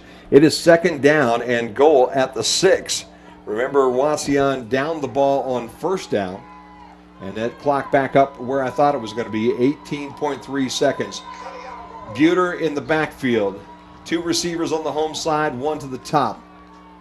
Wilson sends his 1 top receiver running towards the home side, now in motion, and he'll stop. Now triples on the home side, and he'll roll that way and look to throw in the end zone. Right in the corner. Got his guy at the goal line, into the end zone goes number 4, Mason Krieger. And just before the half ends, the Bears are going to fall 6-0, as the Wauseon Indians were able to become successful here at the very end. A little rub play down at the goal line to get Buter open, and Buter caught the ball basically at the 1 and stepped in untouched for the touchdown. So the Bears will have 13.6 seconds as our good buddy Coop does what he always does and puts a whole bunch of guys up on top, and now he'll run them all back down. And he'll surround the center, and everything goes this way. And Kumbaya, here we go. You know what? I'll tell you what. I like Travis Cooper, but I always will think that's the dumbest thing in the world to do. Extra point is good. This one goes out of the parking lot off of Car Gym. It's a good thing we moved that down a little bit. So the extra point will be good. It will make it Wauseon 7, Golden Bears nothing. The Bears will get the kick yet. And don't forget, the Bears did win the toss, and they deferred to the second half. So the Golden Bears will have the football to open up this third quarter, but they're going to have to find a way to get some offense moving if they're going to get back in this ball game, even though it's only a 7-0 game. That may sound like it's not that difficult of a situation, but for the Bears this year, it has just been a very big struggle to be able to put points on the board as the season goes on, and tonight has been no different, as that offense has shown signs every now and then, but has sputtered more than it has done anything else. For the Bears on the year so far, they have only scored 35 total points through 5 games, so that is 1 touchdown per game. They've given up 131 points. For Wauseon, they've scored 148 points and allowed 59. So about flip-flop there. They really have. Bears. I'm going to call him Mulligan here. Okay. Who scored the touchdown? That was number 4, Krieger. That's what I thought. I just wanted to double check. I am attempting to keep some scores here as we get everybody up and running. Mason Krieger was the young man that scored the only touchdown as the ball blows off of the tee here at the 40-yard line. You know, we haven't had to deal with that much tonight, Jim. That was one of the things we discussed on the way over, was just the wind and how it messed with stuff. This is the first time we've had a kick. The second time, other than the main kickoff there. I'm showing Swanton now up on top of Evergreen 11-7 and Napoleon down 14-7 as this kick is deep and makes its way into the end zone, and the Bears will have the football with 13 and a half seconds to play here in the opening half. And they do have 2 timeouts if they choose to use them right now, but I would almost bet you that this will be something to get you out of the first half, get you over to the locker room, and talk a little bit about what you've done right and what you've done wrong. And what you've done right is be able to hold the Wauseon Indians to only 7 points in the first half and hold them scoreless all the way down to this 13-second mark. You know, with one interception and a few little missed calls there, you know, it could very easily be a tied game here.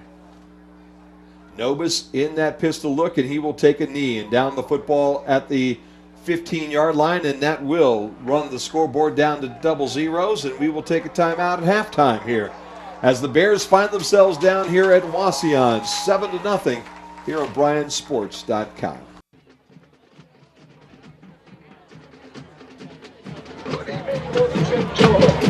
Some fans travel from city to city, and some from game to game.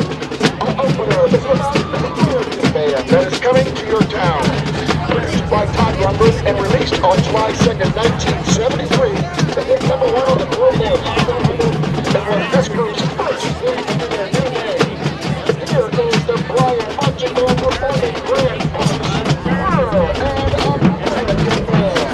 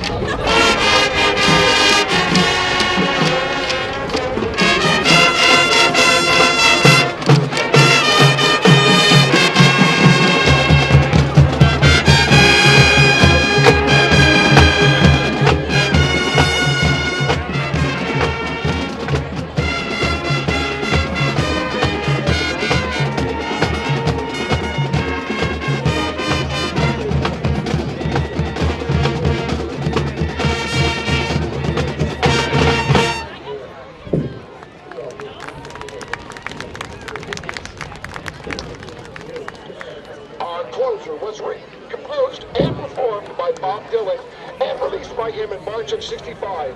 It was then covered and released by our next artist in June of '65. It was their first hit and single and is the only Dylan song to hit #1. Here is the Bryan High School Marching Band featuring Maha Barrett on trumpet performing the Birds, Mr. Tambourine Man.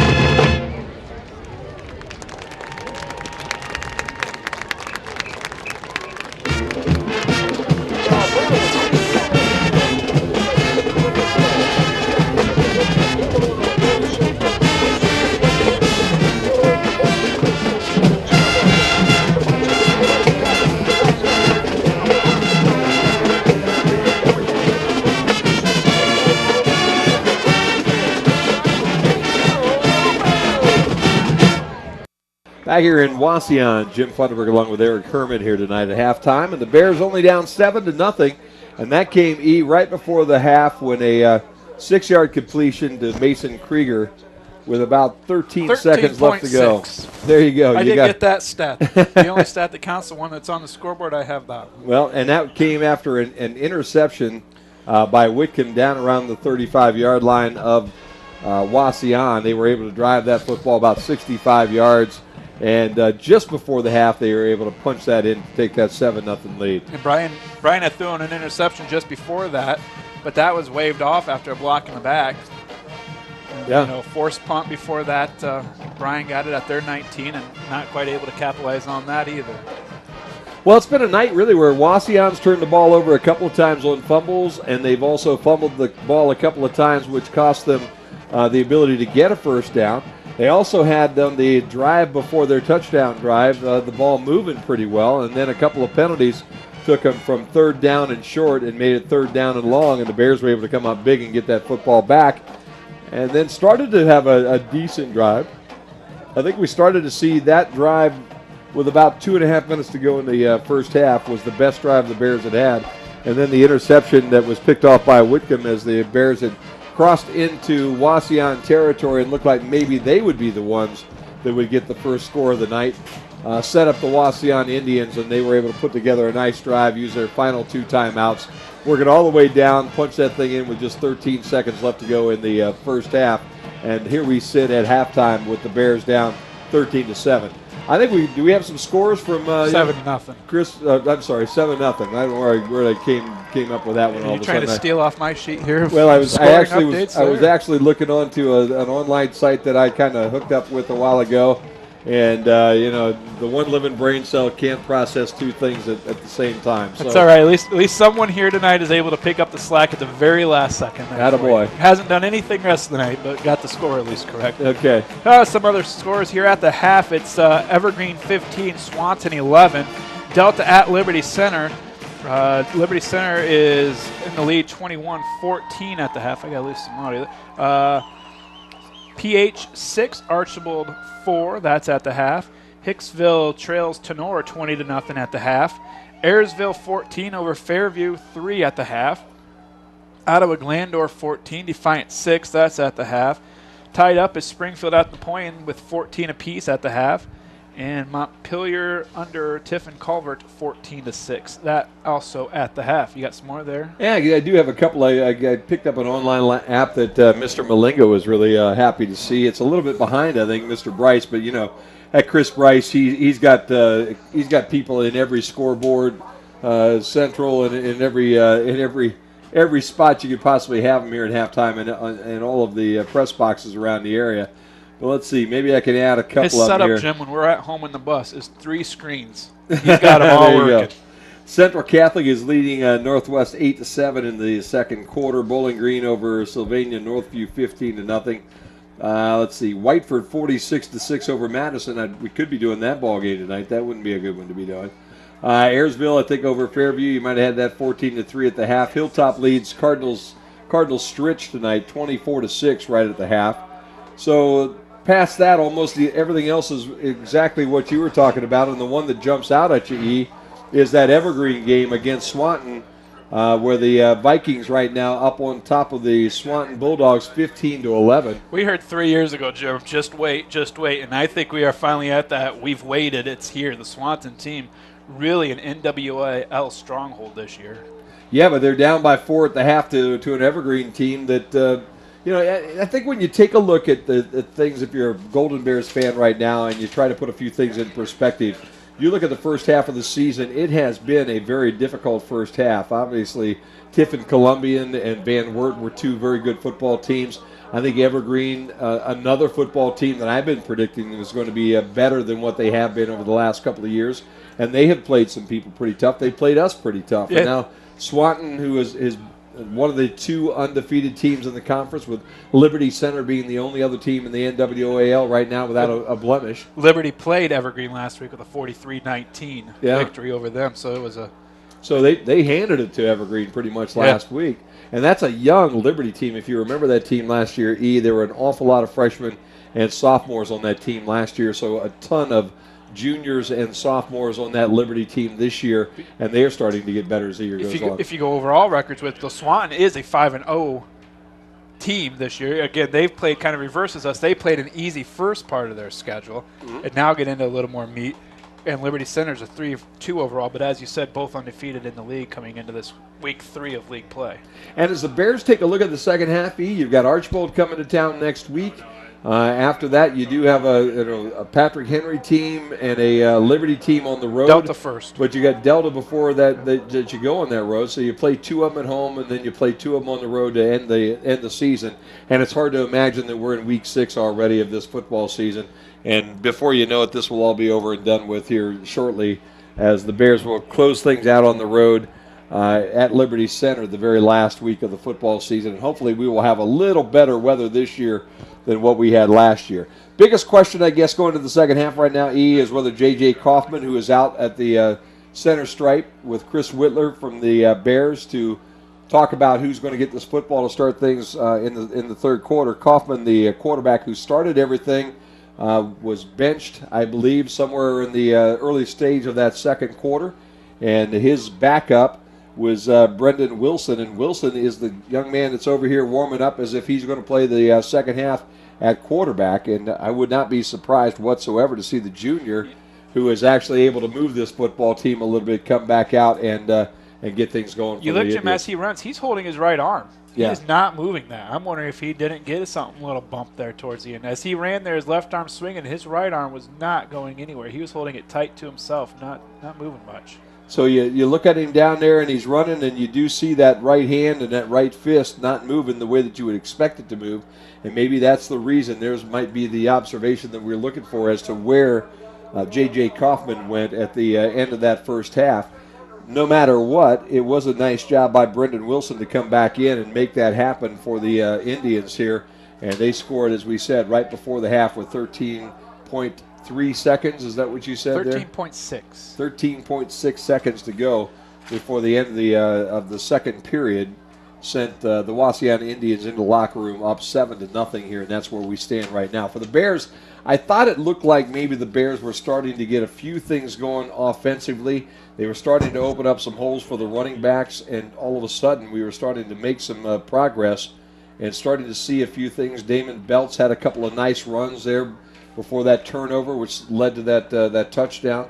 But all in all, it's been a tough night to throw the ball. The wind still ripped right across this football field from the home side to the visitor side, and it has not slowed down as the night has progressed any. And obviously the hurricane coming in off the East Coast right now, partially to blame, I'm sure, for some of the wind that's ripping across us that right and the now. global warming because it's 52 degrees outside. It is a beautiful night for football, and we'll be back with the second half right after this timeout here on BryanSports.com. And don't forget the Bryan Strong event coming up here next week against Archibald when the Bears back home. Get a chance to introduce you to a new program by the Athletic Boosters called Bryan Strong. Quickly around the area here for the seasons in the fall, as the fall's now started. Volleyball, the Delta Panthers on top of the volleyball league right now with Evergreen, Swanton, Wauseon, Patrick Henry, Archibald, Bryan, Montpelier, and Liberty Center in that order here at this point. Girls soccer, Swanton on top, Delta in second, and Bryan in third. In boys soccer, it's Archibald, Swanton, and Bryan. And in NWAL golf, which is all wrapped up, Archibald won the league this year with a final point total of 15. They were 6-2. Wauseon and Bryan tied with them, but they outpointed them this year, and they win the championship. Kickoff will go deep. Kuba will try to run it down, but he cannot chase it down, and it will bounce into the left corner of the end zone and out of bounds, and the Bears will have the ball first down and 10 at the 20-yard line. They'll head right to left now. If you like to imagine those things here at the computer terminal that you're listening at this moment. Brand new 12 minutes on the scoreboard. Bears in possession of the football. Zach Nobis comes out to get things going for the guys in the purple and the gold tonight. It'll be Damon Belts in at the running back spot. Drew Lockhoff will be to the left of Nobis, down in a three-point stance. Double wide receivers on the home side, a single guy to the top. And they'll turn and hand it to Belts. He's got room around the left end. A couple of stiff arms, and he's out close to the 30-yard line. Damon Belts gets 9+ on a nifty little run around the left end, and a good job by Belts to be able to stiff arm that first Wauseon Indian to buy himself an extra 5 yards up that football field. 2nd down and 1 for the Bears just underway here, third quarter. Nobis again in at quarterback. Lockhoff to his right, and he'll go down to that three-point stance. Belts right behind him. They'll turn and hand it to Belts, and he'll try the right side. This time some good penetration by the Indians, but Belts just drives the pile forward, and he will have the first down at the 30-yard line, 1st down and 10. He ran into Brendan Wilson, who is not only a linebacker but also their quarterback at this point in time, and he dragged Wilson and a couple of other red shirts that extra yard and a half that he needed after he got hit in the backfield for that first down. So 2 runs for Belts for just over 10 yards, and the Bears have the first down here of the third quarter. High snap, and they'll turn to Damon Belts again, and Belts has room to the right side for about 3 as he scoots through a hole and up to about the 34-yard line.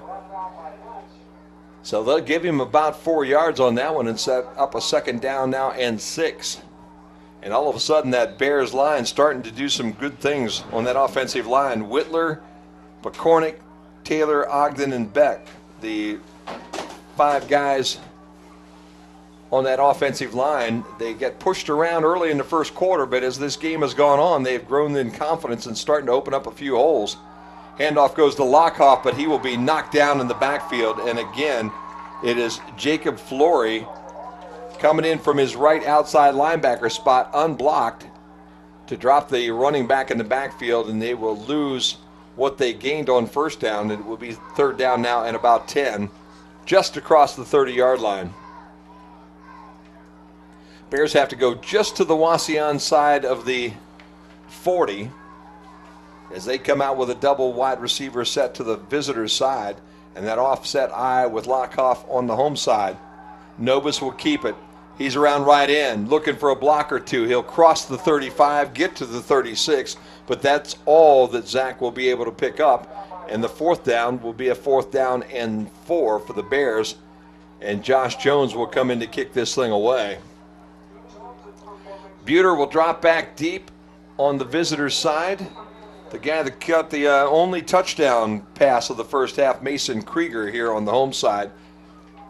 Jones gets the snap, runs forward, gets a nice kick. Buter will field it at the 38-yard line, and he's hit immediately and down right there. No fair catch. And Damon Belts came down and just ran him over. Those are the ones that normally you can separate the ball carrier from the football and maybe come up with that. A big hit. He knelt just at the right time, and he kind of went over top of him as opposed to hitting him. 9:15 to play, third quarter. Bears trail 7-0 here on BryanSports.com. Wauseon with the football.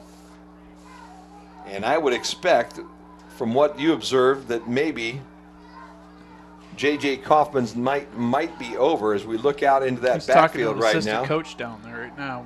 And they have, again, Brendan Wilson in at quarterback. Single running back in the backfield, that's Buter. Wilson will keep it, though.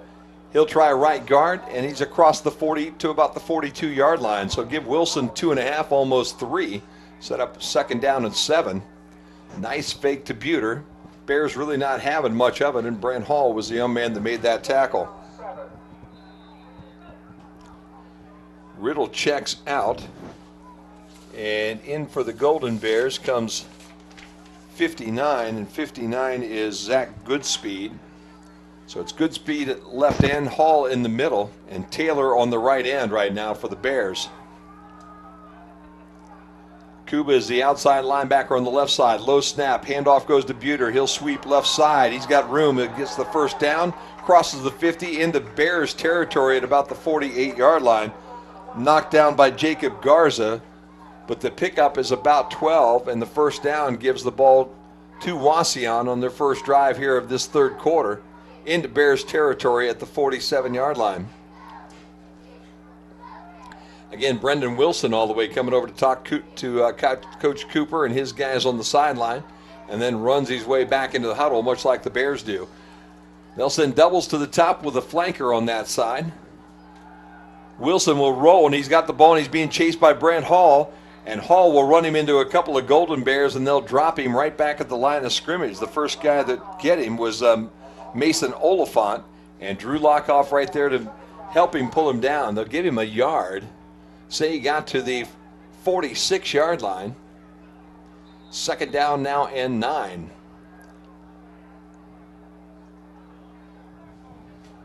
Bears defense has so far tonight bent but not broken here, Big E. And they need to come up with some big things here in this third quarter because you really can't go down more than a touchdown. They just need that next break. Krieger and Richner to the top. They'll turn and hand to Buter. Buter has room off left tackle. Now he's up the middle of the field. Now he's ahead of the pack at the 15, at the 10. He's going to the goal line, and he will score.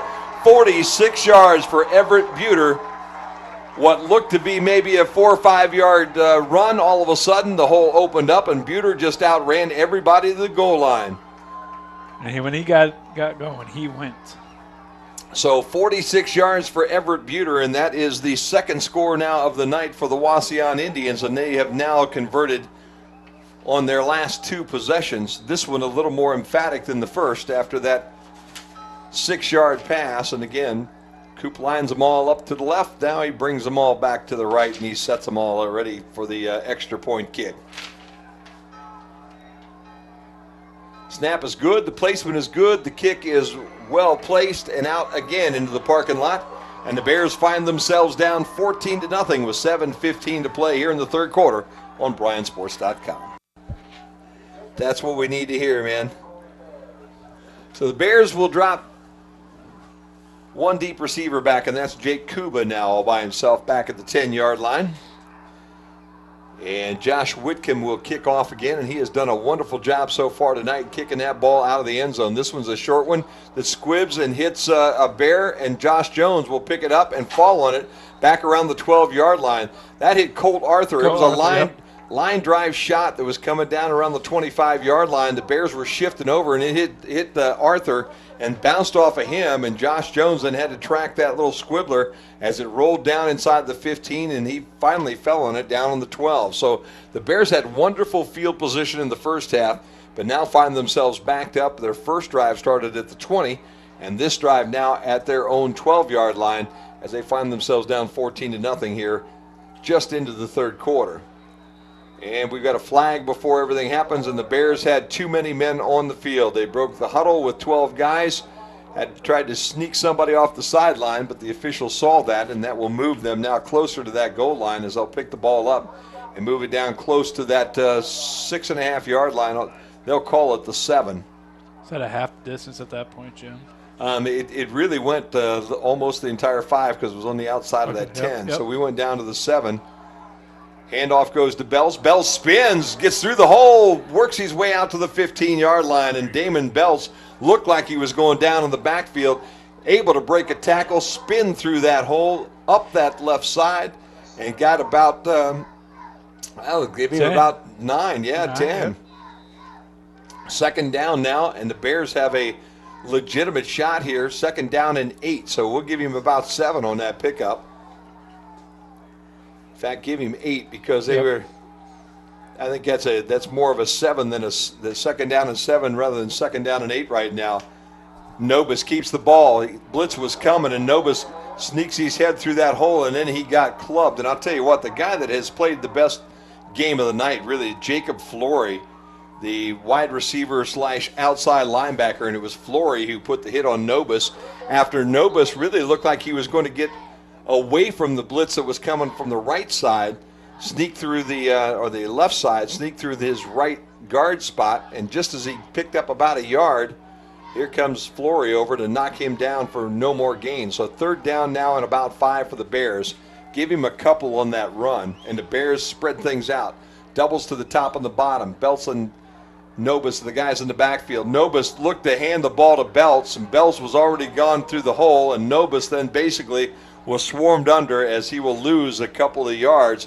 And again, it looked like just a miscommunications between the two, as it appeared that Nobis was trying to reach out and hand that football to Damon Bells, and Bells was into the line of scrimmage by the time that ball came his way. Nobis was forced to run. He'll lose about a yard, and the Bears will have to kick. Jones with the ball bouncing on this goal line. He picks it up and booms one. And the Wauseon Indians will get away from it. It will hit on the Bears' 42-yard line and be down right there. So the punt only goes about 26 yards, and it will be 1st down and 10 now Wauseon, as they will mark it at the 41-yard line, actually, with just 5 minutes and 10 seconds to play here in the third quarter. Okay, the Bears' offense just has not been able to get anything going here all night long. They've done a decent job on the defensive side, but now all of a sudden Wauseon's starting to get a little momentum. They'll stack 3 guys here on the home side, single running back in the backfield. Try to get the Bears to jump offside. They're a little bit antsy in that front of that line, but they stayed on side. They just didn't touch anybody? Or? Throw comes out to Krieger. Krieger on a little flanker screen, and the Bears all over. And then they let him go. They had him all wrapped up. 3 guys. Kuba had him by the shirt, then let him go. And instead of a loss of a couple of yards, Krieger will actually get across the 40 and be dropped at the 38-yard line. And again, another thing that has happened with the Bears all year long, where you think you've got 3 guys ready to knock him down, the guy that had a hold of him let him go, and Krieger able to sidestep the other 2 and get up the field for about 4 yards. So it's 2nd down and 7 instead of being 2nd down at 11 if they could have made the tackle in the backfield. Fakes the handoff. Quarterback's going to keep it, and he's going to get enough for the 1st down as he's close to that 31-yard line. Where they're spotting him, he might be just a little bit short. It's going to be 3rd down and a couple of feet. It looked like he'd gotten all the way down to the 31. They're going to mark him on the 32. So Brendan Wilson comes up about a yard short, and with 4:04 to play in the third quarter, it's Wauseon's 3rd down and 1 on the Bears' 32-yard line. Wilson again sends his flanker in motion, and they'll come straight up the middle of the field. He's got the first got down. that, He's still on the feet inside the 20. Knocks down by Garza at the 19-yard line. And Wauseon just parted the left side of that offensive line. And Wilson was able to scoot into the secondary before any Golden Bears were close to even make a tackle. So it's first down and 10 now with the football on the 19-yard line. 3:39 to play, third quarter. Bears with their back against their end zone as we're now into the red zone at the 19. They've got their back to the end zone with a 14-0 deficit that they're trying to work out of right now. They will hand the ball to Buter, and Buter will get knocked down by Oliphant after he picks up about a yard around the right end. Oliphant with a nice tackle. They'll give him 2. Spotted at the 17. Buter has not hurt him all that much here tonight except for that one big run. Yep. And that one was just one where they were able to get him enough space, and man, you saw the speed. You know, his older brother, I believe, is down at OU. He's either at OU or Bowling Green playing baseball. We talked about him for a couple of years. The size difference of the two lines there, Jim, is quite a bit. Brant Hall breaks through. The smallest guy on the line breaks right through as soon as I say that. Wilson will get knocked down in his backfield as Farrell also comes through along with Lockoff, and Hall was the first guy that was able to get the jump and meet him in the backfield. It'll be third down now and 12 as the Bears defense stepped up for the big tackle in the backfield. And again, I'm waiting for next year. This is a bunch that, after this year of playing, are going to be a lot better, I think, than they are right now. Wilson fakes now, throws deep, and he's got a man at the goal line, but it's overthrown. Good coverage by the Golden Bears' Jake Hausch. That ball was tried to be thrown to Ty Leininger down around the goal line. But Hausch was right there with him, and the ball had to be thrown far enough out in front of Leininger that he had to dive and couldn't come up with it. And they will try a field goal now from the 27-yard line, and Whitcomb has had plenty of leg. It'll be a 37-yarder. He's on the right hash mark. The wind's still blowing straight across the field. Snap is good. The kick will be wide left and missed, but we have flags all over the field. And it is procedure, it looks like, against Wauseon, and the Bears will decline that one and be able to take the football back over on downs, as that one had plenty of leg. But the wind might have caught it, and it went wide of the left upright and no good from 37. Saw it floating and got right past the end of the stadium, Jim, and that's when it hooked. It would be tough to kick anything from that distance, I think, tonight. You really are going to have to aim it from the right side of the right upright to try to get it on the inside of the left upright. It is blowing that hard. Well, you see the flags right now, Jim, are kind of just more flopping around. We looked at the radar a little bit ago, and we see some rain coming behind it, but they're still blowing pretty if you look quick, at the big flags down the end zone, yet. no, I don't think it's quite as big, but it's still blowing pretty good. Handoff goes to Damon Belts. He'll try the right end, and he'll be knocked down right at the line of scrimmage, and we've got a Wauseon Indian on the ground, but it looks like he's going to pop back up. That's 68, Jacob Raby. Wind's down to 15 now, Jim. They did go down 2 mile an hour. Raby's kind of hobbling around on a bad left ankle, and he will run to the sideline, and Cullen Siller will come in for him. Raby's a junior, 6'2", 2 1/4. Siller's a senior at 5'10", 270, so they get a little bit bigger on that left tackle spot right now. Bears again, second down and 10. Kuba throws to Bells, screening the left sideline. He's got the ball across the 35 to the 37-yard, or the 25 to the 27-yard line. I wish he was out at the 35 right now. Wishful thinking as the clock goes down to 1 minute and 11 seconds. Bells will get about 7, so it'll be third down and 3. And again, just a little screen pass, but when they get on the same page with one another, that ball will be thrown out where Damon can run into it. Instead, he had to kind of stop and catch it and then had to get momentum again. If he could have just caught that on the run, that might have been a first down. Third down and 3. Jones goes in motion. Handoff goes to Bells. Right side to the 30-yard line, and he will be just a little bit short as they're going to mark him just shy of the 30, and he needs to get right at the 30, maybe just across the 30, and this will be an interesting call for the Bears as the clock ticks down to 29 seconds and continues to run. And here comes a whole bunch of what they used to call biggins in on the line. Punt team's coming on. Bears have already faked one here tonight. Or, I'm sorry, Wauseon faked one. Wauseon will take a timeout to chat, I'm sure, just about that. 14 seconds left to go, third quarter. Bears down 14-0. We'll step away here on BryanSports.com. We're back here at Wauseon. The Bears trail 14-0, and we have a timeout called by the home Indians squad here as Coach Coop wants to talk a few things over. It is fourth down and about, as our good buddy Chris Manlinga would say, just a little bit longer than a $5 foot long. And it will be interesting as the Bears had sent the punt team out. And now looking down, I don't see the punter. I don't think Josh Jones came back with this unit here to punt this football. In fact, Zach Nobis is back on the field, and I believe the Golden Bears are going to go for this one, and you might as well. We've got 1 quarter left. You're down 2 touchdowns. They'll bunch it up in a power formation. Nobis will go under center, and he'll keep it right there and go forward with the football, and it depends on where they spot him. He's close. He took 2 steps forward with the ref, but then he moved back. The ref came out, and it looks like they're going to spot him pretty much right on that 30-yard line. It's going to depend on whether it's just over that 30 or whether it's right on that 30, and they will say it is enough for the Golden Bears first down. And there's Bryan's break they needed, Jim. Ball's just dead center of that football sitting on that 30-yard line, and they needed that half of that football to get out across that 30 to pick up that first down. And as you said, I think they did a nice job of getting good push in the middle of that line. That will end the third quarter. And the Bears will have the ball as we'll flip-flop and head down towards the left end zone. 12 minutes of football to play here. Bears down by 2 scores, 14-0 as we head to the fourth quarter on BryanSports.com.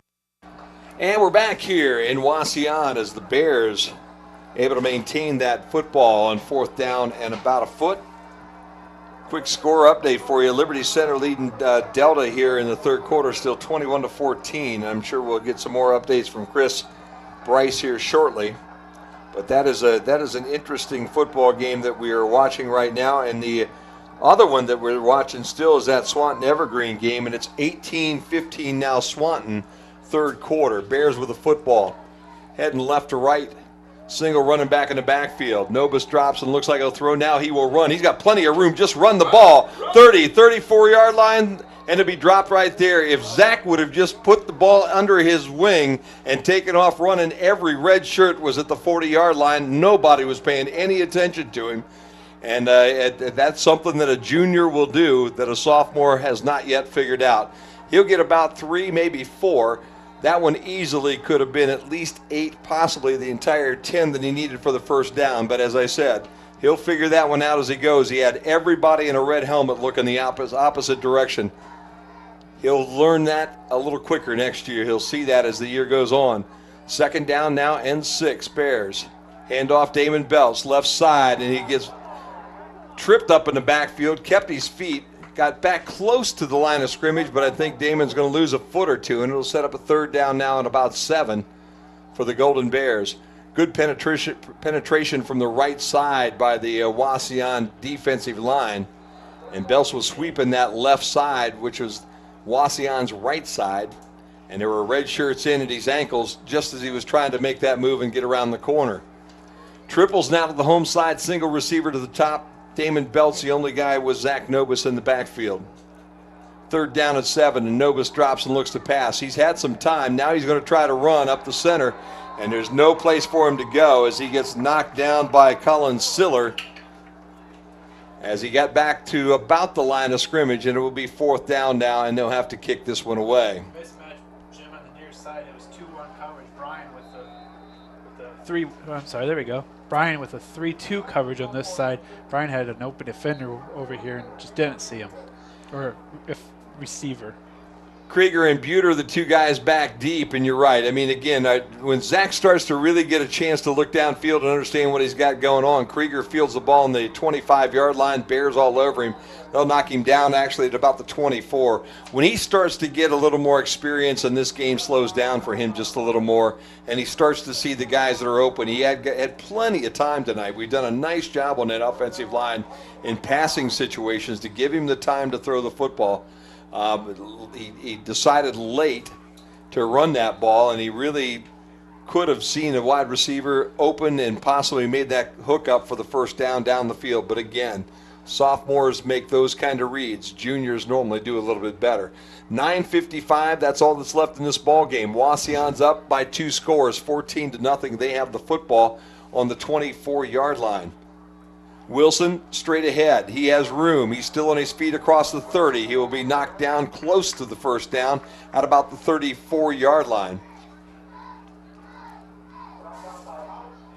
Hausch was the first guy in on that stop.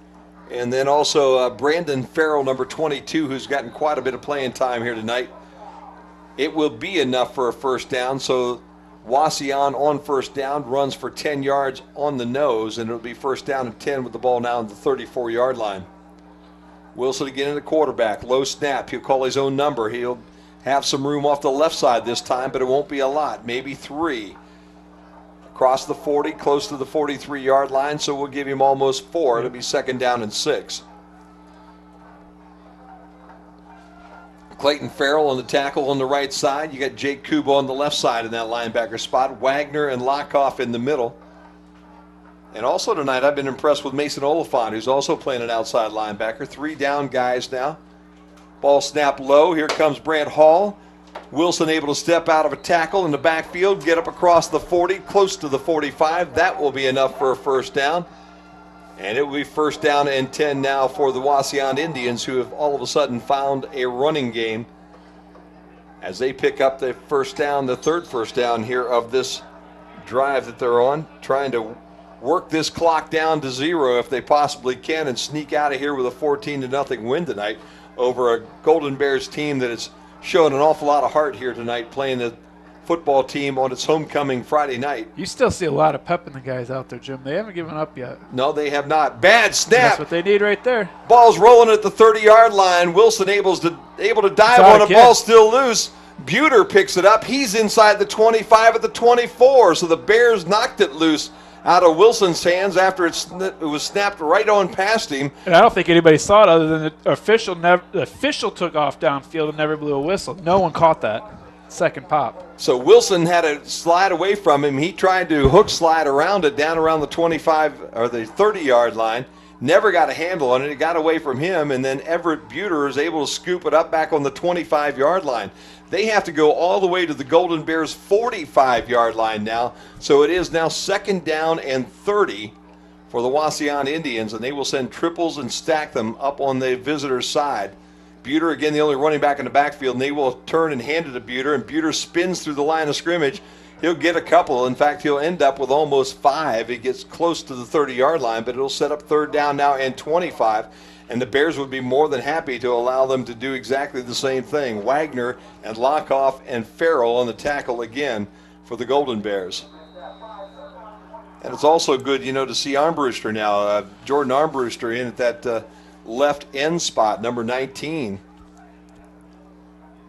7:15, the clock is moving here. It's only a 2-touchdown game. If the Bears can somehow come up with some magic and put one on the scoreboard, get a little confidence and maybe make this a football game yet, although it has been a pretty darn good one so far. Wilson rolls to his right, throws in the flat. This one is knocked away. Nice job by Kuba.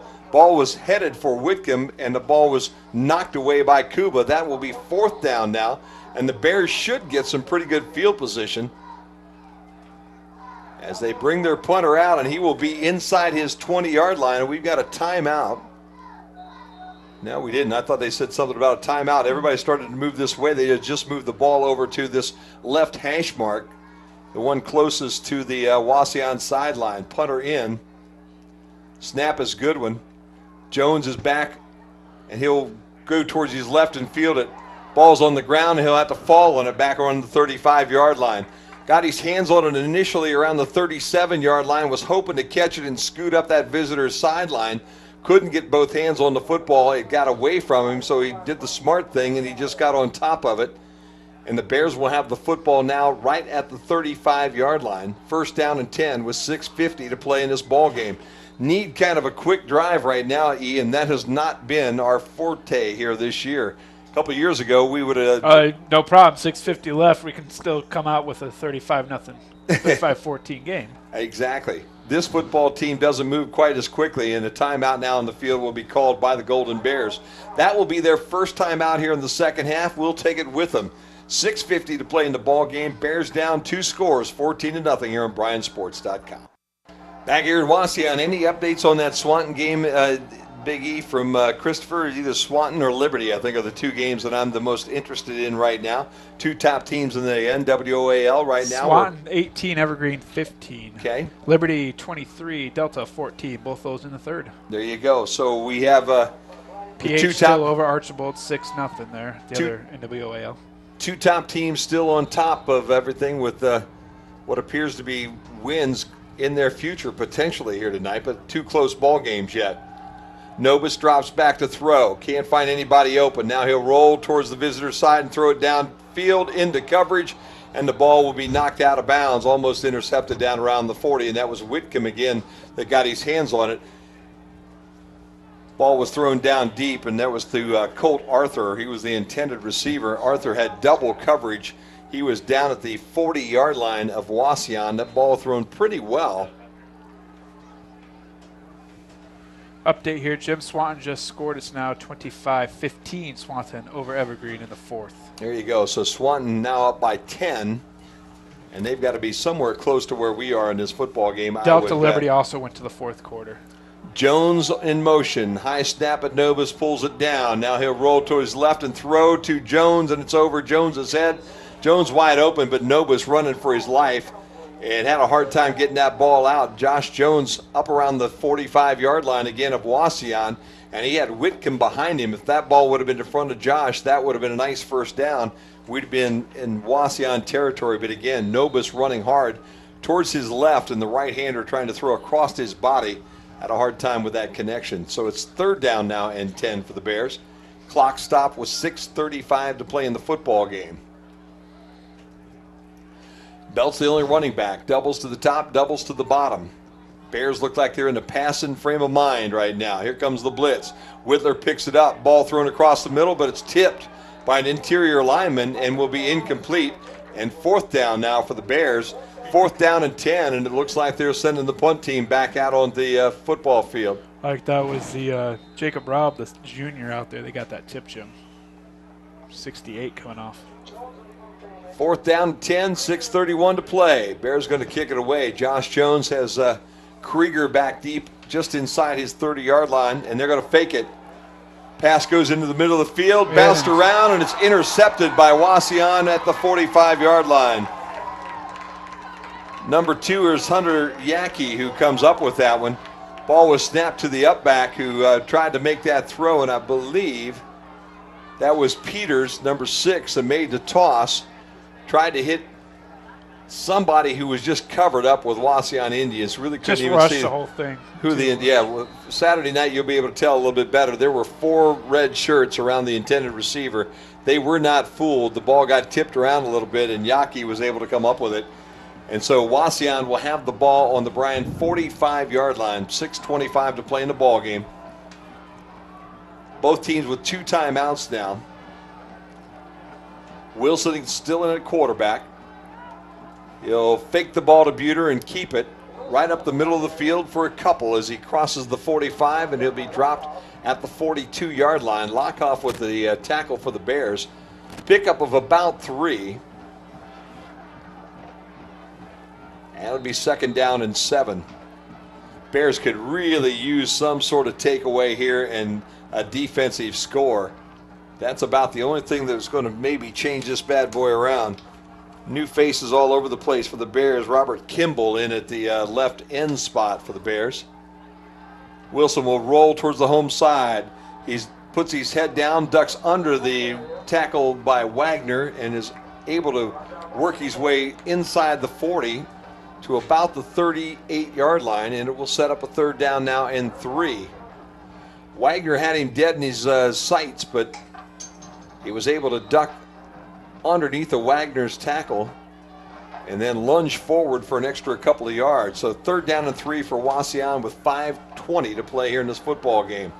Bears need to stop this one with no more points if they still have a chance. Buter again in the backfield. They'll draw to Buter, and Buter is wrapped up. He's working hard, but he'll lose a yard, maybe 2. They'll drop him at the 40. Hall and Farrell, the 2 guys that were able to make the penetration. And fourth down now and a long 4, and the Indians keep the offense on the football field. Clock moving under 5 minutes to play. Kimball walks out. Armbruster comes back in for the Golden Bears. Wilson at quarterback. Buter will be his running back to his right.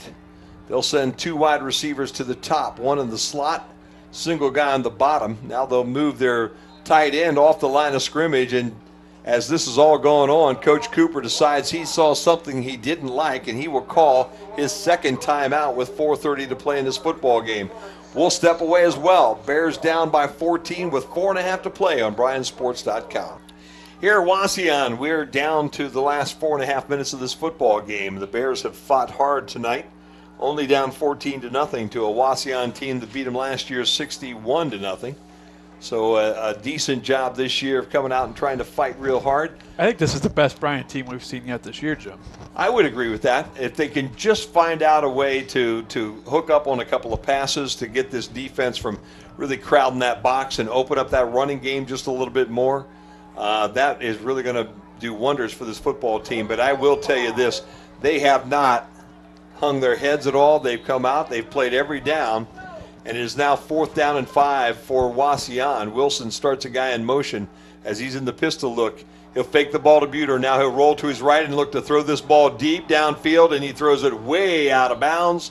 Good coverage by the Bears deep, trying to go down the football field to Whitcomb, and the ball thrown way out of bounds. And the ball will go over to the Bears with some pretty good field position.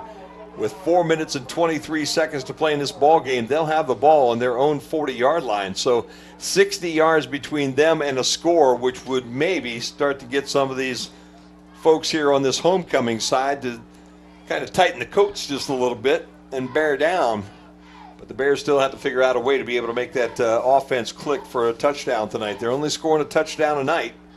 So they aren't due one here yet before the night is over, and a 14-7 score would make an interesting last couple of minutes of a ball game. Novus again at quarterback, triples on the home side. Novus drops the throw. Now he's going to throw this ball deep, going for Jones, and Krieger steps in front of the pass, pulls it in at the 30-yard line, and that ball was just about 2 yards underthrown. If that would have been over Krieger's head, Jones was behind him. Whether the wind hung it up just a little bit or whether Krieger, who did make a nice play on that football, was able to just to get to it. But Jones had just taken a couple steps beyond him, and the ball went over Krieger's head, and he was able to stick that big mid up there and pull it down. So the interception will give the ball back to Wauseon on the 34-yard line with 4:13 to play here in this ball game. Tough break. You just can't win them. Cannot get a break to save our lives down there, Jim. Wauseon with the football, and the way that they played tonight, obviously probably going to go right back to this running game again, but the Bears have done a nice job with it. Low snap. Handoff goes to Buter, and he's going to be buried in the backfield. Oliphant is the young guy that got him back at the 30-yard line, and that's a loss of almost 5. Yep. Mason Oliphant, I've been very impressed with the way that he's played here tonight. Nice job by him to be able to get back there and drop Buter before he was able to really get any forward progress as he was heading sideways trying to get around that end. 3:42 and counting. Buter now splits out. They'll go empty look in the backfield. They'll have doubles on both sides. Wilson, the only guy in the middle. They'll bring Buter over. They'll hand it to him. Now they're going to throw it to Krieger on the reverse. He dropped it in the backfield. Bears all over him, and Krieger's going to lose some more yards there too. So trying to get fancy, and I'll tell you what, this has been a pretty sloppy ball game for any kind of razzle-dazzle, just like that one is. Buter came across the field on the jet sweep. Krieger came from his other side. They lucked out. They only lost 5 there. Buter kind of pitched it up in the air towards Krieger. Krieger kind of dribbled it 3 or 4 times and scooped it up, and before you know it, there were Bears all over him, and it's 3rd down now and a whole bunch, make it 19 with the ball back on the 25-yard line. Bears did a nice job to get in that backfield. Under 3 minutes now, Jim. Wilson again in the backfield, and we have flags on the field and a procedure call, I believe, against Wauseon, so they'll move backwards again. And now what the Bears need is that turnover. They need that ball to get dribbled around and somebody in a white shirt to be able to pick that up and run it in and cash it in with only 2:44 to play. It has been a pretty darn good night of football here tonight if you want to look at things all the way around. But this is not a Wauseon team that is earmarked for the playoffs this year. In fact, if that's what you're thinking right now, I hate to break your bubble, but this is not going to be a ball team that's going anywhere past that last game of the season. Low snap to Wilson. He picks it up. He's coming right up the center of the field. There is a flag in the middle of the pile. He will get across the 25. Finally dropped at about the 27, so he comes up with a handful there. Yeah, I think you can see a hold on Wauseon here again, Jim. And if you've got that, I would believe that the Bears will decline the penalty, which will set up a 4th down and about 17. Yeah, because Bryan's saying they want to decline it, so I'm betting that's what it is. Holding call against Wauseon. Clip block, a chop block basically is what they called. So a chop on the inside of that line against Wauseon. Bears will say no thank you, as that one will be marked down at the 28-yard line. 1st down marker is out at the 44-yard line, so call it a 4th down at about 16. And Josh Jones will drop back to his 40-yard line to return this punt. 2:08 and counting. Good snap. Good kick. Big high driver. Jones going to get away from it. It's in the middle of the field, and it's a little short. It will bounce at the 45-yard line of Bryan, and the Bears will have it right there as Wauseon will down it with 1 minute and 56 seconds left to play. So the Bears now 55 yards from that end zone. Last drive started 60 yards away, and they resulted in an interception. Nobis now comes back out. If we can make that toss and make it complete, Jim, that'll Yeah, go straight down in there. I'll tell you what, that pass that he threw with about an extra foot of arch and a couple more yards down the field, and that was 6 because Jones had gotten behind Krieger, but Krieger just made a nice play on the ball, and it was just slightly underthrown. I think it would have been out of bounds if it wasn't for the wind. Nobis keeps this one as he can't find anybody open, and he'll gain a yard, maybe 2, out to about the 47-yard line. Minute and 44 as the Bears will take their second time out here of the second half, and they'll go to the sideline to talk about some things. How about some updates? Let's not go anywhere right now. Let's keep it right here and see if our young buddy Chris Bryce is back there earning his keep here tonight, huh? PH6, Archibald nothing. That's second quarter score yet there. Tenor is over Hicksville 20-0. That's in the third. Ayersville 21 over Fairview 3 in the third. Ottawa Glandorf 26, Defiant 6, Napoleon 14, Springfield 14.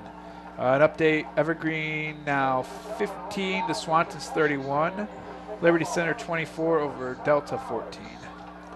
So Montpelier 14, Tiffin Culvert 21. So Swanton's leading right now, right? Liberty is still leading. Liberty's still leading, okay.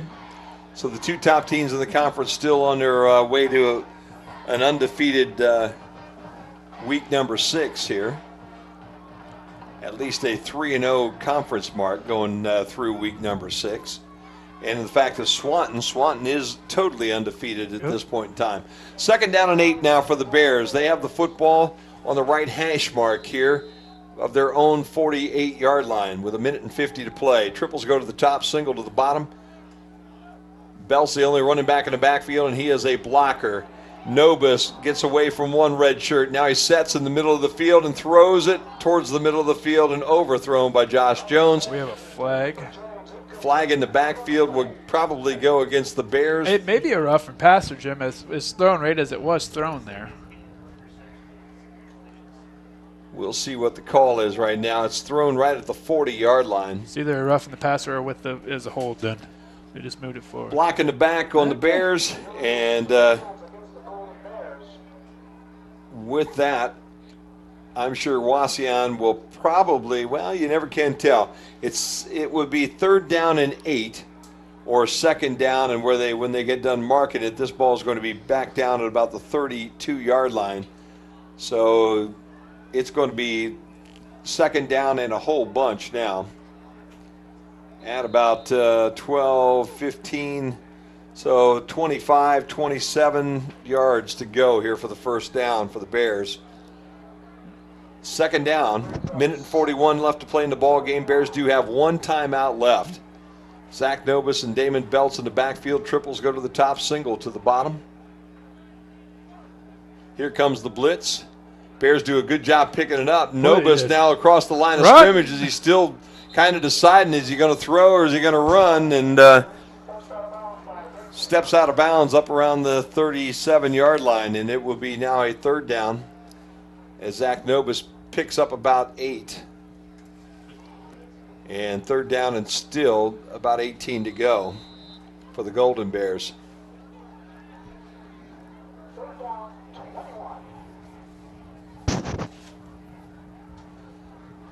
Clock is stopped at 1 minute and 35 to go in this football game. He only got 6 on that run, Joe, the way that they marked him.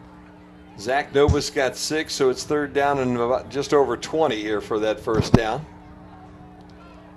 Damon Belts and him are the only 2 in the backfield. Triples to the top and a single guy down here at the bottom. Nobis again looks to throw. He has time, throws, hits Peters in the hands and keeps on going. And the incompletion out around the 48-yard line will set up a 4th down now for the Bears. So that ball put pretty much on the money, and the freshman not able to pull it in. Had a couple of them that have been a little bit sideways. And all in all, again, a passing game that still is just trying to work all the bugs out of it here in this 2015 season. Minute 29, and the game clock is stopped as the Bears will have it 4th down, and they need to get all the way down to the Wauseon 44-yard line. Cooper's calling. He has taken off his headset. 17 yards what the Bears need right now on this 4th down play. Triples to the top, single to the bottom. Here comes the blitz. Bears pick it up. Nobis has some time. Throws the ball to the sideline to Jones. He's got it. Breaks a tackle. Up the sideline. He's got the 1st down. He's in Wauseon territory at the 41-yard line. Wauseon went for the interception. They didn't get it. Ball was put on the money, and the Bears still have life with 1 minute and 20 seconds to go in this football game. 1st down and 10. Bears needed 17. They got 19 on that last pass. Ball on the 42-yard line of the Wauseon Indians, and the Golden Bears with a little more life in that step. That's the first time this half, Jim, that we've put it on the other side. Nobis drops back. He's got plenty of time, but he doesn't have a lot of wide open receivers. He's going to throw this to the sideline, and Jones will get pushed out of bounds. I'll tell you what, Krieger hit him a little bit late. The official's right down there looking at him. That one should have gotten a flag. Josh Jones was actually onto the warning track outside of the field of play when Krieger came up and popped him in the back. The ball was incomplete. Ball was thrown way short at that point in time, but I was waiting for that back judge to reach in that back pocket and pull that yellow flag out because that one was a little bit late. And I think even Coach Coop thought that one. He was waiting for that yellow hanky to come out of that pocket. Wasn't called. 2nd down and 10. Ball still at the 42-yard line. 1 minute and 13 to play. Nobis drops, looks, throws. Nope, he's still got the ball. Now he recocks and sets it. He's got his guy. That's Peters at the 20, and Peters will step out of bounds at the 19 with 1 minute and 4 to play. I thought Zach was going to pull the trigger about 3 steps before he did, and he did a nice job of waiting for Peters to clear down into the left flat, was able to hit him at the 18-yard line. You know, Jim, Coach called in week 2 or 3 of the extra point that he needs to get his line to give his quarterback some time. He had all the time in the world. He stepped up. He made the perfect pass in between the offenders and made it happen, or defenders there. 14-0 with 1 minute and 4 to go. Bears send 3 guys out. Nova's going to take off running on the backside. He's at the 15, the 10, the 5, and out of bounds. Down around that 5-yard line, they think they're going to say stepped out at about the 6, maybe the 6.5.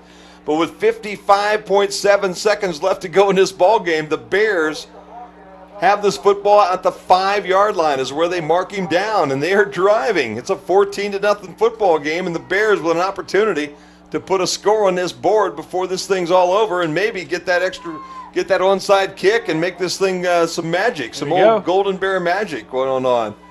Triples at the bottom. Damon Belt's the only runner back in the backfield. Novus drops, looks to throw. Tosses to the back of the end zone to Jones. He's got it for the touchdown.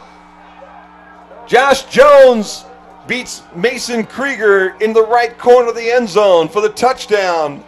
And Novus puts it on the money, and the Bears have scored for the first time tonight with 48.9 seconds, and it's a 14-6 contest with the extra point about ready to be tried here for the Golden Bears.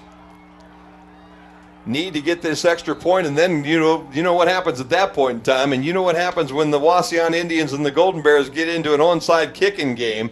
It becomes fun. All over the place. It becomes a fun night. Bears still have 48.9 seconds left to go in this ball game. They have made it a football game tonight. They have played extremely hard, and this has been a classic Wauseon Bryan football game here on this Friday night. Good snap, good placement. Josh Jones, who got the touchdown, also gets the extra point. And the car. And the Bears now trail by 7, 14-7, with an onside kick a-coming. I can feel it in my blood right now, right? You would think so. Let it go, it's 10, and then pick it up. It has been a very interesting football game tonight. I heard an awful lot of people in Bryan all day long saying, oh, this is going to be a tough one tonight. This is going to be a blowout. This is not going to be a good ball game. This might be one of those games that we really would rather just stay home and listen to on the radio or on the web stream. I believe, Jim, this has been the best game we've seen this year. The No boys doubt. have kept their heads up the whole game. No It doubt showed about in it. the last 50 seconds here. It has been a battle. It has not been the prettiest football game you're ever going to see. It was not without its mistakes and its misfortunes. But at the same time, it has been a pretty doggone competitive ball game all the way around, and this has been a lot of fun. Jim, we went 58 yards in just over 25 seconds. There you go. So it just goes to show you that as that confidence starts to build just a little bit, and Zach Nobis, as you pointed out, getting good time, great protection from his offensive line. That line's been outstanding that last 20 seconds. They did a nice job out on that football field tonight to be able to give Zach enough time to be able to find some things and see what was going on. Now, Wauseon will put 10 of 11 guys within the 45-yard line, basically, as they expect this onside kick. They have 5 guys right at midfield, and they have 5 guys creeping around that 45-yard line, and then Mason Krieger deep back around the 20-yard line. And I doubt that it's going to get to him, but there could be a scenario here where they try to punch this thing into this dead area, which is about 20 yards from the 45 to the 20-yard line. And if they can get it back there and just get a foot race going, who knows what might happen. Jones addresses it. It's a little squibber. It bounces up high. Bears tip it. And they've got it. I believe the Bears got it on the 41-yard line. Color came through, kept it up in the air. It fell down along the Bryan sideline, and I believe Peters was the guy that got on it. I think you're right, E. And the Bears have the football, first down and 10 on the Wauseon 41-yard line. And if that doesn't put a couple of gray hairs into Travis Cooper's head here tonight, I don't know what will. Jim, that bounce at just the right time. The receiver was right there for it, and it just took a high bounce. Bryan able to pull it in. And I'll tell you, you got to credit Sam Culler for coming along and keeping that thing away from a couple of red shirts and allowing it to get on the ground so that the Bears can get on it. Bears football, 44 seconds to go. They've got one timeout. Again, plenty of time. Now the quarterback will roll to his right, and he'll throw this into the flats. Jones has the football. He's got it at the 31-yard line, and he's got a foot in and stepped out of bounds in front of Mason Krieger and right in front of the Wauseon bench for the first down. And I'll tell you what, you got to be happy for Zach Nobis right now, because this young guy who threw a couple of interceptions early, now in the last 2 drives is starting to find his rhythm, starting to find his throw and starting to find his receivers and taking his time and allowing things to happen here for him. And that is such a great situation. Garza, Jones, and Peters to the top of the field. Single running back in the backfield. Nobis with the football. He'll look to the left, looking for Peters. Peters by himself over there. He needs to throw that little screen pass. Run. He's going to throw the ball down the field, and it's going to be tipped out of bounds. Colt Arthur was the intended receiver, but the one thing that Zach missed as he looked over there to the left flat for Peters, who was camped out on the 35-yard line with a red shirt, and just as Nobis turned his head to the right side, that red shirt took off with the wide receiver down the football field. If he'd have stayed with Peters for another half a second, he had a screen pass on the left sideline that Peters would have probably advanced inside the 20-yard line. Instead, it would be 2nd down and 10. Clock stopped at 27 seconds. Bears have the ball on the Wauseon 31-yard line, 2nd down and 10. One timeout left for the Bears. What a ball game this has become now in the last couple of minutes. Plenty of time again. Nobis throws to the corner for Jones. A little too far, down around the 10-yard line and out of bounds. 3rd down now and 10. A little more pressure that time. Starting to bring a blitzer off the edge nowadays for Wauseon, but the Bears' offensive line, I'll tell you what, you've got to give them a lot of credit tonight. They have played extremely well, being able to protect for Zach Nobis, especially here late in this football game. This has been a whale of a job. Chris Whitler, Ryan Perkornick, Chance Taylor, Tyson Ogden, and Travis Beck. I'll tell you what, those 5 guys have really sucked it up on the interior of that line tonight, and they have given Zach Nobis more time than he's had all year long, and Zach is starting to get the hang of this thing. Good to see. Again, here comes time. Blitz picked up. Nobis throws it to the flat. He's got his guy. I believe that's Garza, and he's out of bounds, close to the 1st down, down around the 22-yard line. Well, you give the progress forward there. That was before he got Housh. hit back. 21. I think it was 13 Garza as they were coming up there on that catch. It'll be 4th down. The Bears will be short of the 1st down by about 2 yards as they're going to spot that one down on the 23-yard line. And there's 8.9 seconds left in this football game. So this could be the play of the ball game right here. Bears have enough time and a timeout if they can get this 1st down and get out of bounds in a hurry to have one more play. But we're down to probably no more than 2, before this clock is going to end here in Wauseon tonight. Well, I'll tell you what, if you're looking they're adding more time here, Jim. Yeah, I think the clock ran a little too long. They've all thrown their headsets off to the sides now, saying they can't tell anybody. Well, they're just going to have to pick that headset up one more time and tick that clock up if that's what needs to happen. He's come over twice, but no one's called upstairs, and I don't see anything happening. There they go to 12. There we go. Up to 12 seconds is where it goes. The one remaining. I think that's a generous, but we'll take it. Wauseon coach that has a headset on was able to relay that message up to the official timekeeper. And the Bears now with 12 seconds, but more importantly, it's 4th down and 2. Damon Belt's in the backfield, the only running back. He and Nobis in that pistol look. Wauseon's going to try to come forward, and we've got Bryan to jump. Procedure call. In fact, it was a delay of game call, I think is what it was. Okay. I think they used too much time is what happened. They took a little too much time, and that'll set up a 4th down now and 7 for the Bears as the ball gets walked back to the 27-yard line, almost the 28. Still plenty of room with the last couple passes we've had.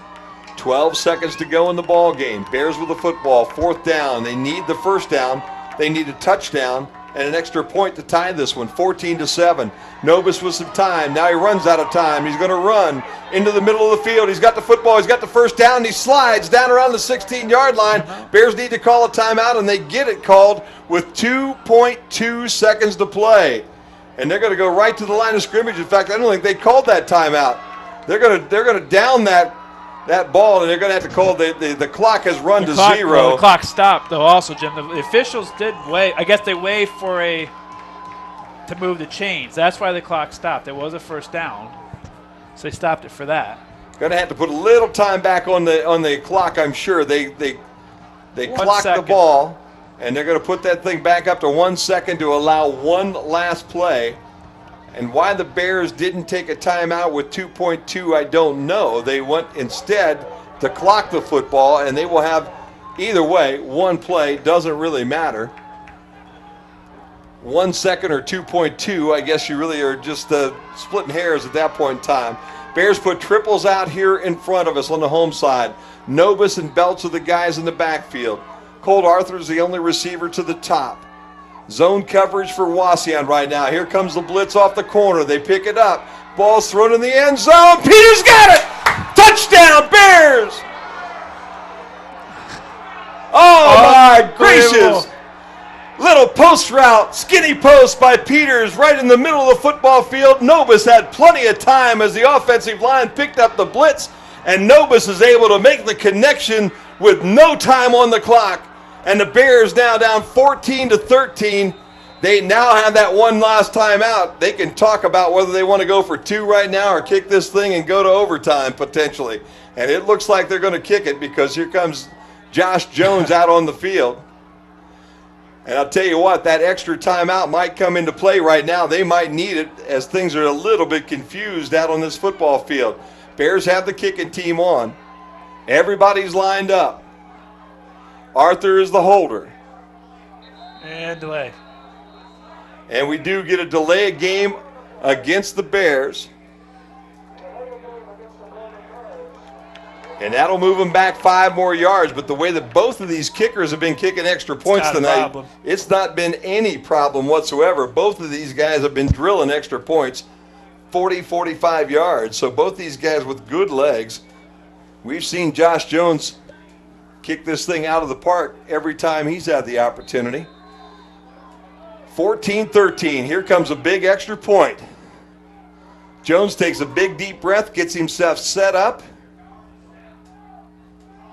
Snap is good, placement's good, kick is low, but it's wide left. And the Bears will miss the extra point and miss the chance to tie this one up and send it in overtime.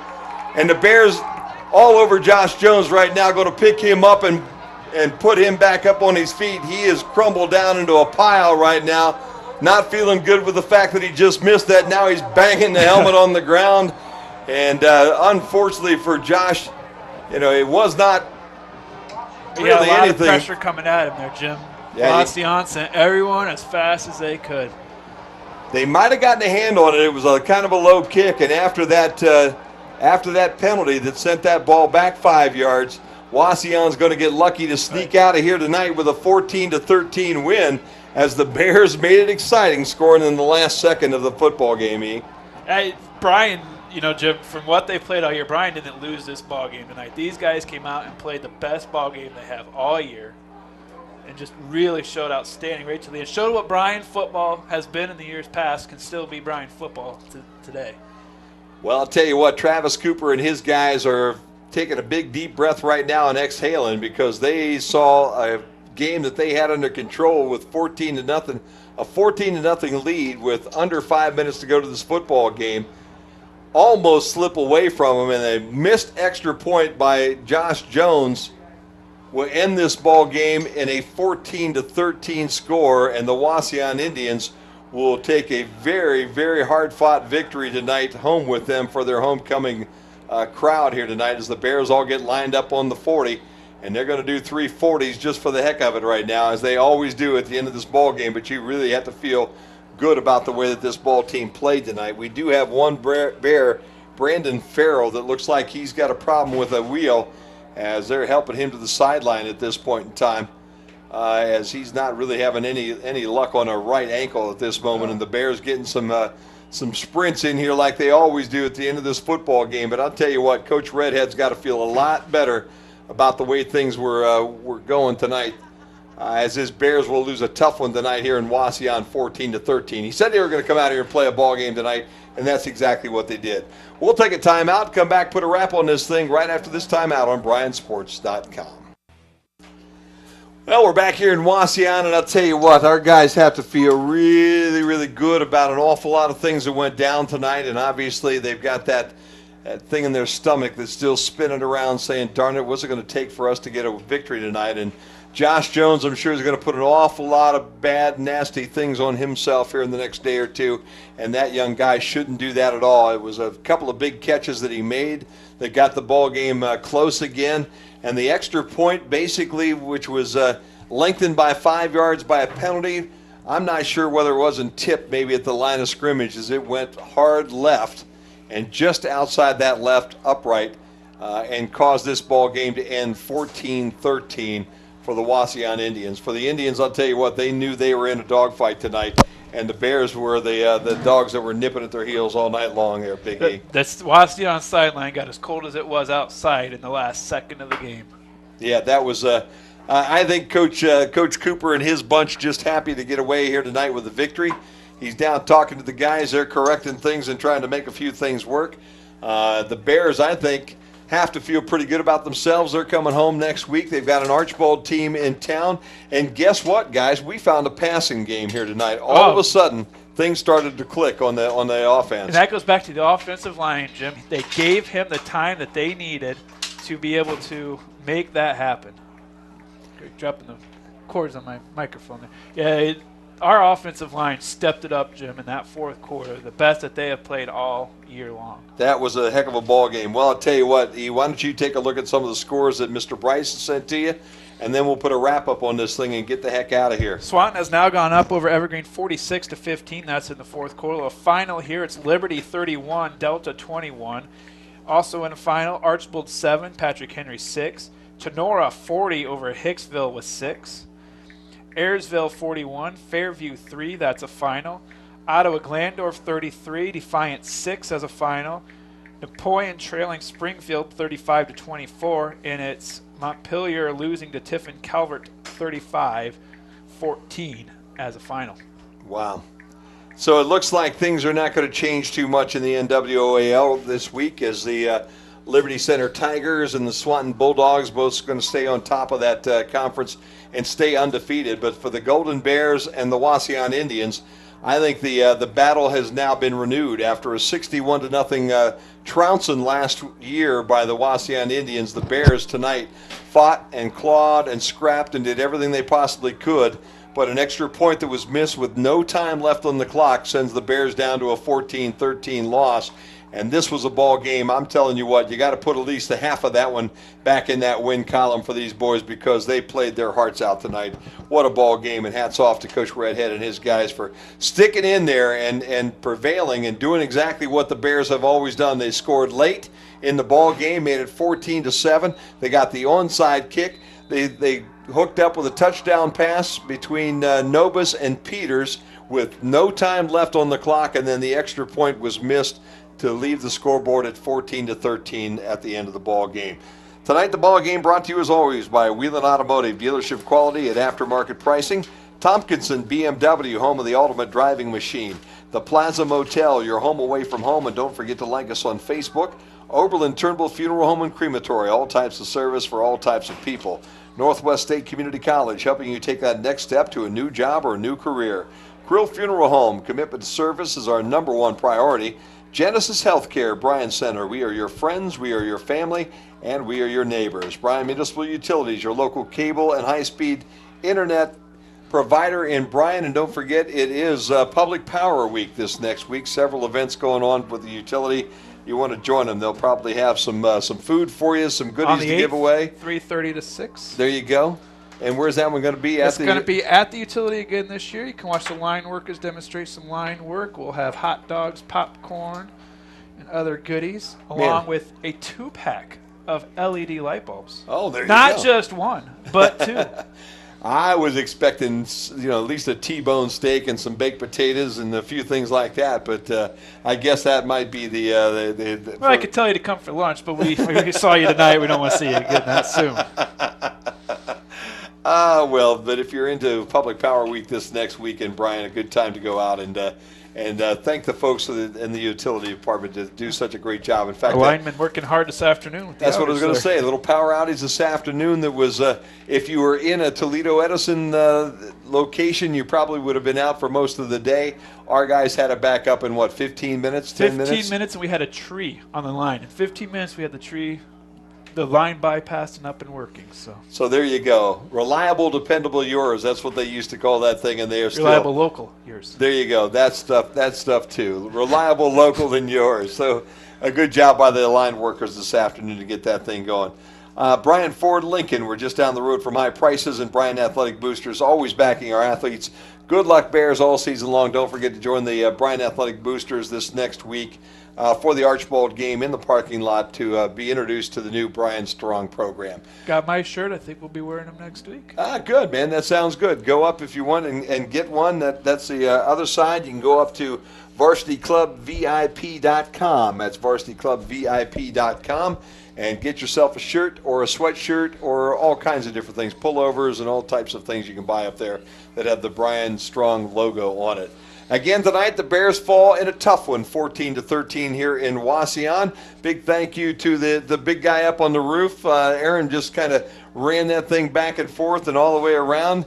Greg Lavoie in the booth with us here tonight, and Eric Kerman filling in for Chris Malinga, who will be back with us, I'm sure, next week. I like sitting in the truck a whole lot better than sitting up here in the booth. Well, it's a lot friendlier. It's a whole different stress up here. A lot friendlier spot down there in the truck. There's no doubt about it. We also want to thank the Wauseon Athletic Director, Matt Hutchinson, for all of his support tonight in the absence of Rich Badorf, who left us this past year way too early. One of our good colleagues over here in Wauseon for many, many years. Really was a sad thing to see Rich this past year. Such a sudden thing, and such a young guy and such a nice guy. Always took care of us. Always fun to catch up with Rich every time he came to Bryan or we came over here to Wauseon. So that's going to do it for us tonight.